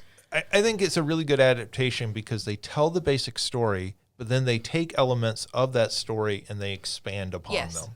in a way that the medium can. Yes. Yeah, and in a way that like the game just wasn't, right? Like the game just it would be really hard to have the game stop and tell Nick Offerman's story. Yes. Sure. Unless it's a game like Detroit Become Human or It would have to be a Is it- different game. Yes, Yeah, exactly. sure. Where you actually play as those Right. multiple characters. So the medium does allow for it to like take these little kind of like Like a side one-off. tracks. Tangents. Yeah. Yeah. And I think obviously that episode, the stuff with Melanie Linsky's character, where like they actually develop that and like give some story there that's not Yeah. there in the game. Yeah. That's in the first season or this? Yeah. Okay, I First was gonna season, say. yeah. It's at the end of the first season. I think all of that material like is really cool. Yeah. And I think that makes it a good adaptation. For sure. And that's why, like, I'm also nervous about starting the second season because I think the first season did such a good job with that it just makes me nervous. Whenever, like, Hollywood or whatever gives us something good, I'm always nervous for the next one, especially when it's Sure. based on something I like or care about. It was the reason, like, when I saw the first Paddington, I saw it in theaters, and I was like, oh, man, this is such a great movie, except the ending. And, like, I can't believe they made a children's film that looked this close to perfect. And when Paddington 2 came out, I was like, I kind of don't want to see it because there's no way it'll live up to that first film, Yeah. which I think is a flawed film, but, like, is really, really good for a kid's film. Yeah. And then Paddington 2 is better. Like that's like just about a perfect film. And then they made the third one. I haven't even seen it because I was like, it's only downhill. Like you can't improve on that second film. It's true. Like I never know if that's a meme or not about Paddington 2 being as good as it actually is. That's a real deal. Is amazingly good. Okay. Like, you think it's a joke when people tell you they made like a Paddington 2 is one of the best films of the year. And then like you actually watch that movie and you're just kind of blown away by like how good it is. It's not good like a DreamWorks film. It is good like this is one of the best kids films ever made. All right. I was just laughing because we went from like The Last, The Last of Us to Paddington. Look, I needed some break. light in the world. Honestly, fair. It's a really great film too. Like if you're having a rough time, it's a really good film to watch. You can't help but like be happy with that film. Let's see. Yeah, so I think it's interesting. You know, obviously all of this news about we've been talking for the last couple of years about Hollywood going for video game IP. Obviously, Minecraft being such a blowout hit. Yeah. Just means that they're going to lean into this even more, right? They're going to try to mine video games. They're going to try to mine video games even harder for, potential new hits. I think it's smart because, like, a huge part of gaming, and like we just talked about that, is like the narrative and the way Right. that they're able to tell the story. They have to tell a good story most of the time to keep you hooked and to keep you playing, especially for those like longer games. Yeah. Oh, go ahead. I was just saying, and it makes sense just in terms of like the franchiseification of all media. It's just the movie studios are like, you've already got the story for us. Great. We don't have to come up with a new idea. Like, I was thinking about, like, Beyond Two Souls would be a really cool game. Like I said, Detroit Become Human would be a great one. I was excited when I heard that they were going to try to do Heavy Rain, although I was like, how? Yeah. But I think something happened and they ended up not doing it.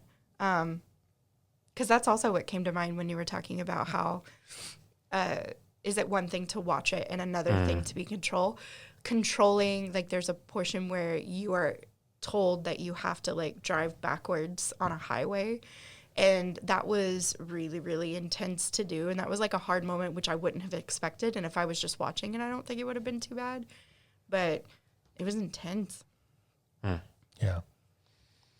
Yeah, I mean, I think a friend and I were recently talking about, nostalgia and like how so much media like kind of ties in to nostalgia now.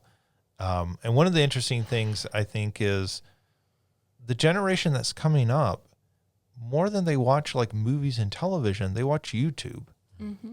They watch TikTok. They watch influencers. I mean, I had a class of students yesterday who were all talking about some influencer that they all knew who this woman was. I'd never heard of her, right? And they were all like, "Oh yeah, we watch her. She's crazy." And I'm like, "Okay, that's weird. Like, do you mean she's really crazy? Like, you think she's mentally ill, or like, do you mean crazy as like she's eccentric, or like, what are you talking about?" But I was thinking about that for years, right? We have mined that nostalgia.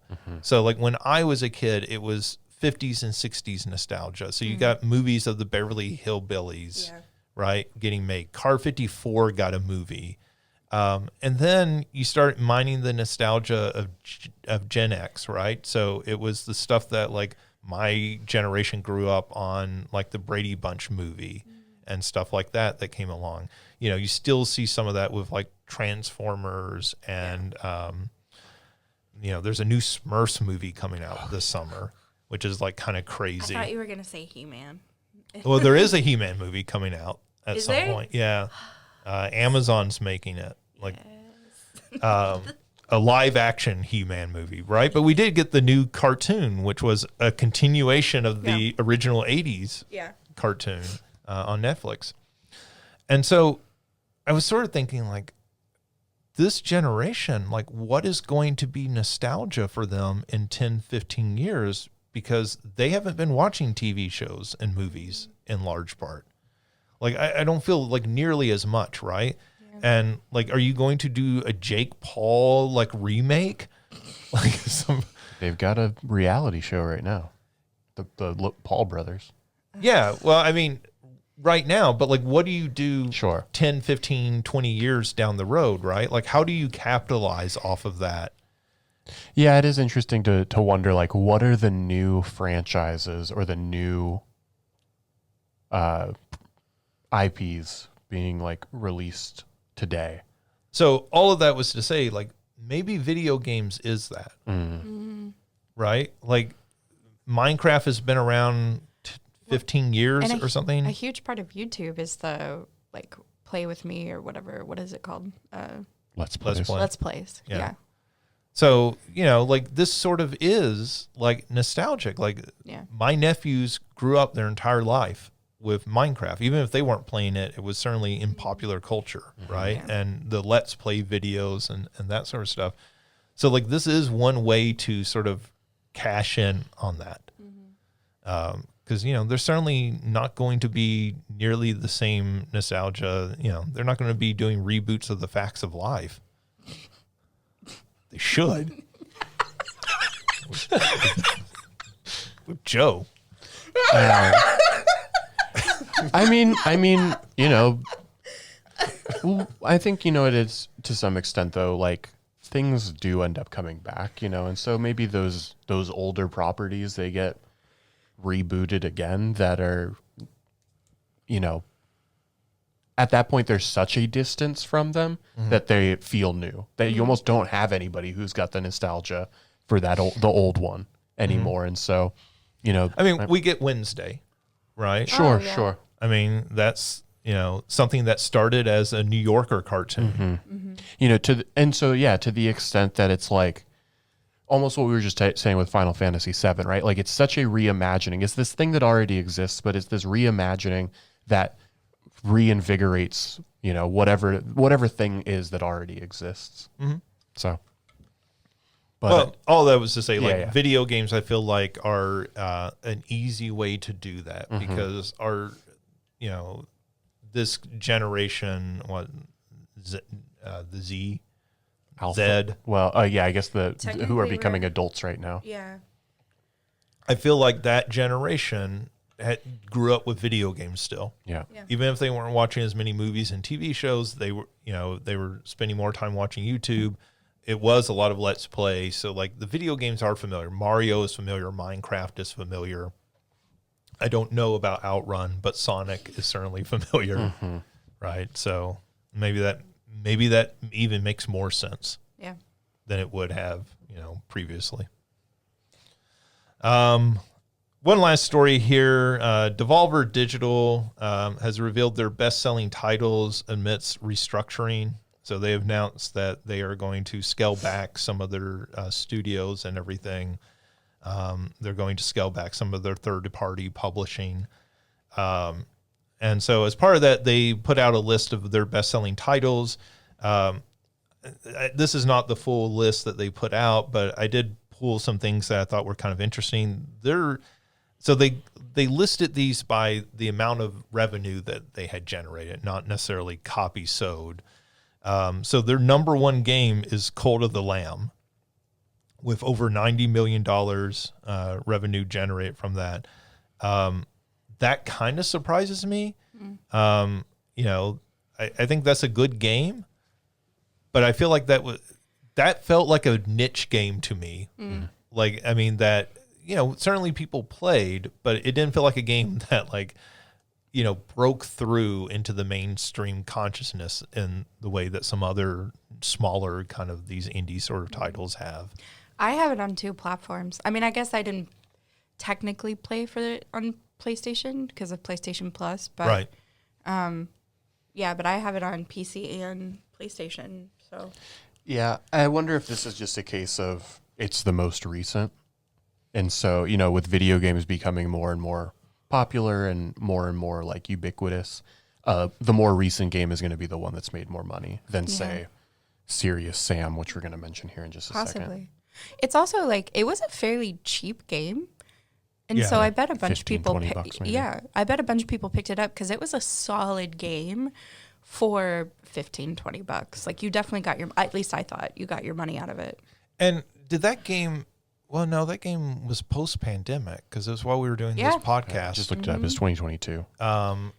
So, yeah, I mean, that game to me was maybe part of the appeal of that game was it was Animal Crossing meets Zelda. Yeah. Sure. And then they I mean, it's a cult, twisted version. with the cult element as well. Which I think would get more people to buy it, honestly, because it's kind of weird. It also, like, they had the co-op part, like when they did the big, huge revamp of it. And so it was a game that 2 people could play together. Yeah, I mean, for a small indie game, like that's one that deserves success because it's a good game. But yeah, I'm a little surprised. For sure. Astroneer was second with $80 million in revenue. So again, a little surprising that would be number 2 on here. Certainly, I knew that game had been successful. I just didn't realize quite how successful. And then the rest of these I kind of just chose because they're big name titles. Serious Sam is $45 million, but like the thing that's important to note about that is Serious Sam has released 11 titles in its series. So not just that it's made less money, but it's made a whole lot less per title. versus those other two, Cult of the Lamb and Astroneer, only have one game in their franchise. Hotline Miami with 2 titles, they list that at 30 million plus. That's not too surprising because Hotline Miami 2 was extremely divisive. I feel like most people did not like part 2 of that. The first one's quite a good game, though. And then the Talos Principle, with its 2 games, is at 20 million plus. And those are good little puzzle games if you've never played either of those. They have a new one of those coming out that maybe that's a remake of the original. I thought number 2 was pretty recent. Yeah, I think that came out maybe last year. Okay. But there is something else coming out okay. that they've been advertising. Maybe that's DLC or something. I'm not sure.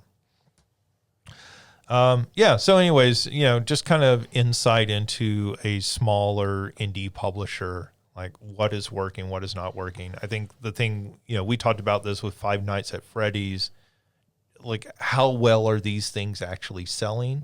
Like Five Nights at Freddy's, I feel like disproportionately has like a sort of market awareness compared to how well it sells. And so I think this is always interesting. Like Serious Sam felt like a huge franchise there for a while. And to see that it's nowhere near Cult of the Lamb in sales really kind of puts into perspective. Yeah. And that's not something that you are always privy to because companies don't always release those numbers. Right. All right, that does it for news. So that brings us to our big question that got alluded to earlier. And our big question is, do you play games to 100%? And what motivates you to do so if you do? So we're talking about games where, that have a percentage tracker on them where maybe you can complete the game, but not necessarily do all 100% that it has to offer in order to just simply beat it. And, how many of these games are you actually like going back and trying to 100% do everything that's in the game world? Christina, how about you? Not normally. And when I do, it's usually because I'm playing with somebody. So like, I'm trying to think of the few games that I've done this with. Like Banjo-Kazooie was one, but that's also a game I used to play with my sister. Resident Evil was one, but again, played with my sister.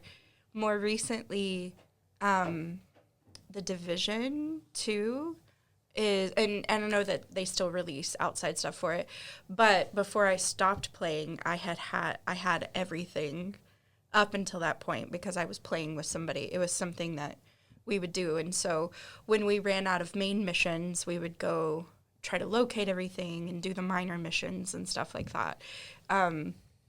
So that's really what kind of plays with me. And like, we talked about this earlier, but like if the narrative continues and it's something that I feel I can get to and doesn't become overwhelming, that also keeps me going. All right. Mario. I would say rarely do I play a game to 100% or go beyond whatever sort of like your end credits of the game are. But when I do, it's usually some combination of narrative and gameplay, which sounds obvious, I guess. But like, it's got to be worth continuing to play because I enjoy the actual like gameplay loop that it's asking me to do. Yeah. And I'm intrigued enough by the story to want to know more, all of the little side extra things. Yeah. But it also is then going to, I think, perhaps an even bigger indicator of whether or not I'm going to go 100% a thing is how much more do I have to do. Yeah. If I finish a game, I get to the end credits and I see I'm at like 30%.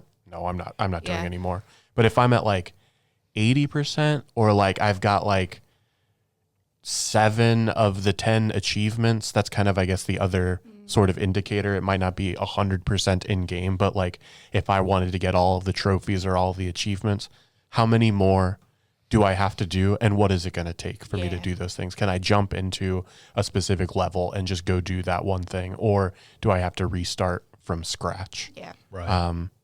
So it's do I enjoy the gameplay loop enough, and am I intrigued enough by the story, and how much more do I have to do to get to 100%? Are my two, I guess, biggest factors. Yeah.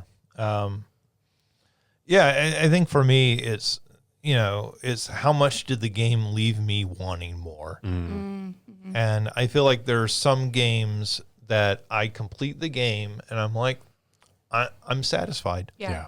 Or even it's a trudge the last, fifth of the game or something. You're just like, okay, I've got to get through this. Like I've gone this far. I just want to finish this. I'm not actually excited. I would say that now more than when I was younger, I will just quit a game. Yeah. Like even if I'm, 2/3 of the way through it, if I'm just at a point where I'm not having fun anymore, I'm just like, okay. It's just a slog to get through the end. Yeah. And I've got other games now, right? Like part of the reason you do that, or I did it when I was a kid, is that may be the only game I have for a long time, right? So you just play it until you can do everything. I was just saying, like Star Fox was like that too. Like that was the game I got for that Christmas, and I don't think I got a new one for almost a year, and so it was just like every level. You're talking about the N64 one? Yeah. So I think that often like sort of motivates me. So I did write down 2 games that I did play all the way through. So one was the original Spider-Man on PlayStation 4. I just love the gameplay of that so much. I love swinging around the city and doing stuff. I did not like everything that you had to do in that game, like all the little side quests, but like just the act of being Spider-Man, that game is so much fun. Yeah. That even when I beat the game, I was like, I still want to be Spider-Man some more. Yeah. So I went and finished out the 100%, but like you said, I was over 80% at that point. So it didn't seem daunting. The other one that I wrote down was one from last year, Mini Shoot Adventures. And so when I finished that game, I had not 100%ed it. Well, there's more to do, right? After, right. Yeah. But even as I was playing through that game, I was trying to make sure I found everything, every sort of power up, and that you can get in the game, because I just love that game world. Yeah. I loved exploring it and everything. So yeah, even after I finish it, there's some additional stuff that unlocks, and I was like, I'm really enjoying this game. I want to see everything that it kind of has to offer here. And I'm not tired of this game at the point when I beat it. That's a really good example for me of I wasn't close enough to having all of the things. When I found this is what you need to get to this, to like, this is the power up you need, and this is what you need to do to get that power up. I was like, that's a lot more than I want to just sort of like navigate to the world and do the little races that you have to do. And I was just like, because I love it this. It becomes a collectathon. And that's, at some point, right? I love this game. I think it's fantastic, but that's too much for me at this point. Yeah, I mean, you mentioned Banjo-Kazooie, right? Like, I think Banjo-Kazooie, that sort of era of N64 game is like a really good example of those where, like, how many people beat Super Mario 64 without collecting all stars? And that's actually that's one of the ones I was thinking about earlier, where you do get like a little gift at the end, but it's not necessarily a story. So you get to see Yoshi, like, and all of that stuff, but. Well, and Banjo is one of those games that even if you don't collect 100%, by the time you beat the game, you're at like 97% anyways. You're very close. So as compared to something like Donkey Kong 64, right, where, again, there's a billion things to collect. That was the first game I played where I was like, they have too much in this. There's too much. No, there's never enough. Like I said, the next... what's it called? Bonanza? Yeah. You better give me a billion things to collect, Nintendo. You're going to have to like destroy the entire level to find every little hidden item. I didn't say it was fun, but there was a lot. There is a lot. You gotta unlock all their weapons, all their instruments, all those blueprints. Banana fairies. Yeah. I actually completely agree with you. I think that game is overstuffed. Yeah. When any game that has over 100%, because Donkey Kong is actually 103%, it's like, all right, let's get it together here, folks. Well, I mean, speaking of going over 100%, Symphony of the Night has that, right? So you can you get a percentage of the amount of the castle that you have explored. And, you can actually go over 100% in a few different tricks in that game. And that was a game where, it did sort of motivate me, I will say. Even after I beat the game, it motivated me to go back and explore parts of the castle that I may have missed, right? It helped me find some of the secret areas in that game. So it can be useful. I just think, it's like anything else, right? Like, it's like the movie that, does this movie need to be 3 hours long, or would the movie actually be better at 2 hours and 20 minutes? Yeah. We've all got that example, right? It's like, if you cut 30 minutes off of this movie, it's fantastic, right? And so, and I think that, and I will say, I know we were talking about it with Blueprints. I really appreciate when games do that, in the sense of like, if you really loved this, here is more for you to do. Like, I think that's fantastic. But I also greatly appreciate when they know when to wrap it up, right?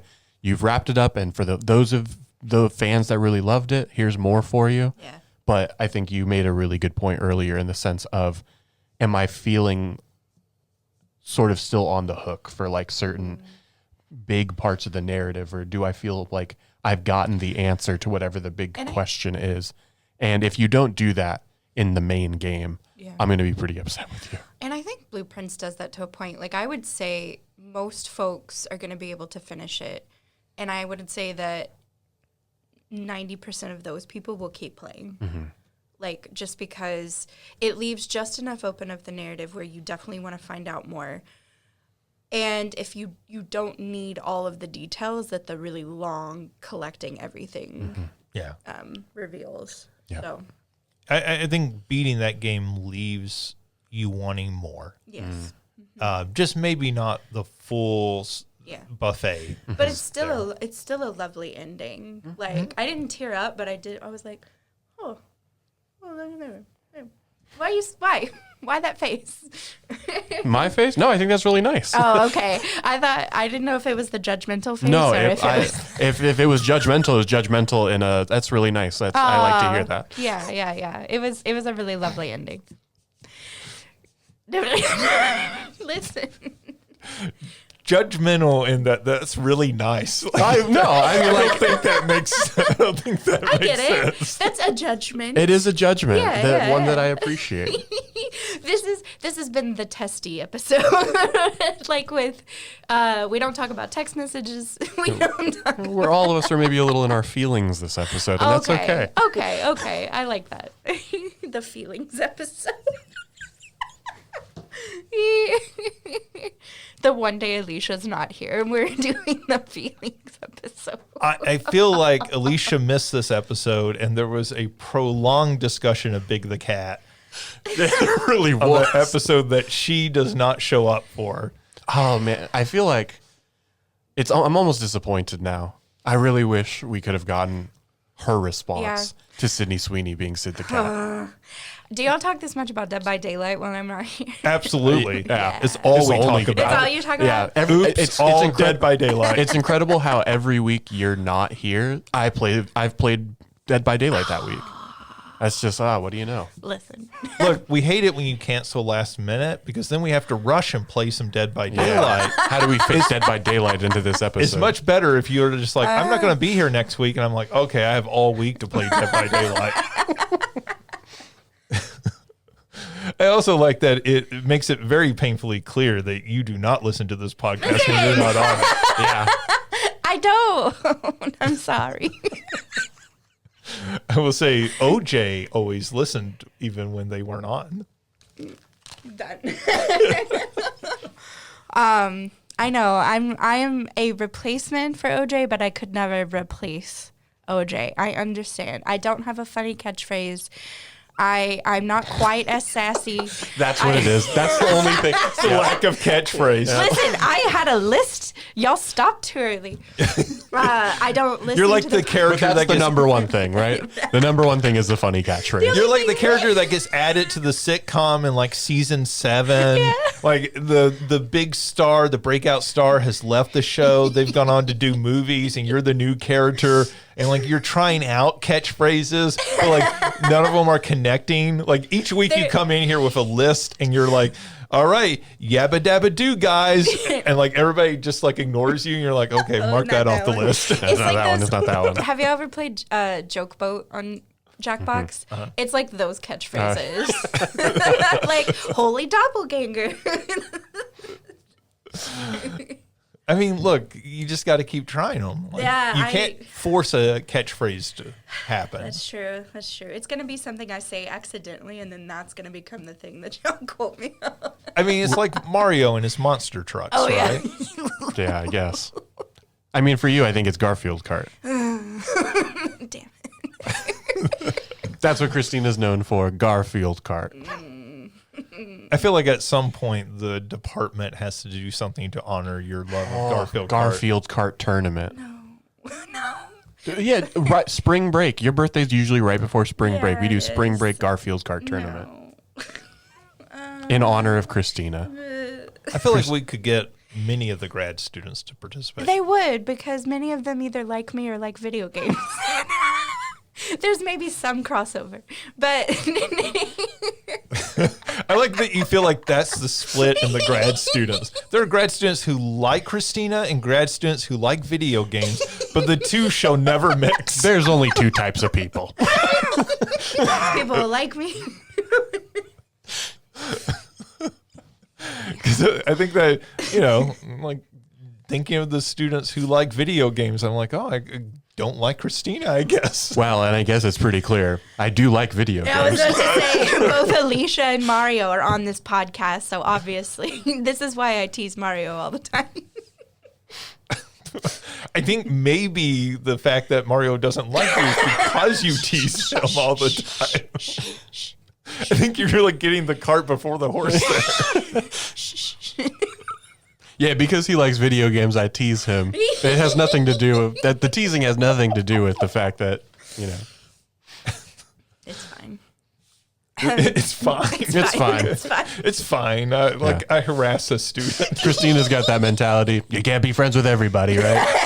I'm going What to is make it? you my enemy. Was that Mike Tyson's quote? If you're a friend to everybody, you're an enemy to yourself. And so I've accepted that Mario just does not like me. He's anything, he's doing me a favor. Look, it's just like in Mike Tyson's Punch-Out. Bring it back to video games. Ta-da. Do you think him and like Soda Pop Pinsky are hanging out together? No way. I would hope so, though. I like Soda Pop. I don't like the bull guy. Bald bull. Yeah, that guy. Oh, speaking of which, did you ever go to Soda Pop Pinsky's in San Francisco? No. There was like there was a bar in San Francisco that was called Soda Pop Pinsky's. Based after the character? Yeah, and like they actually had, if you could beat Mike Tyson, they had the game hooked up on a TV. If you could beat Mike Tyson, you like won a free drink or something. That's That's cool. it? From beating Mike Tyson? Dude, he's hard. I mean, free alcohol. Like, I mean, a drink, though. Like, listen. That's like, in San Francisco, that's like $15 at I mean, least. fair. Okay, fair. it was something like that. Yeah, Maybe it was yeah, more yeah. than one drink. I don't know. But anyways, yeah. I always thought that was cool. I was like, oh, that's cool that somebody like took that and Yeah. themed something around it. All right, we are completely off topic. Luckily, it's the end of the show, so we can just progress on from that. Just cold end right there. Yeah, that's it. Bye. But thank you for everyone listening. Thank you to Christina and Mario. Thank you. You can check out more content by going to salukigames.com, and we will be back soon with another episode. Until then, play something fun. Go see Sinners, because that movie needs to make a lot of money to make back its budget, and it's worth seeing. Original movies. I like it when original movies do well at the box office, because it means we might get more. I was just wondering if you saw that tweet that was just like the most wild headline about the budget as compared to what it made. We'll talk about it after we've cut No, I have no idea. Okay. I have no idea what tweet you're talking about. Okay. I would believe that there's a crazy like headline out there about this movie because people are kind of weird. But yeah, anyways, have a good week. We'll talk to you later.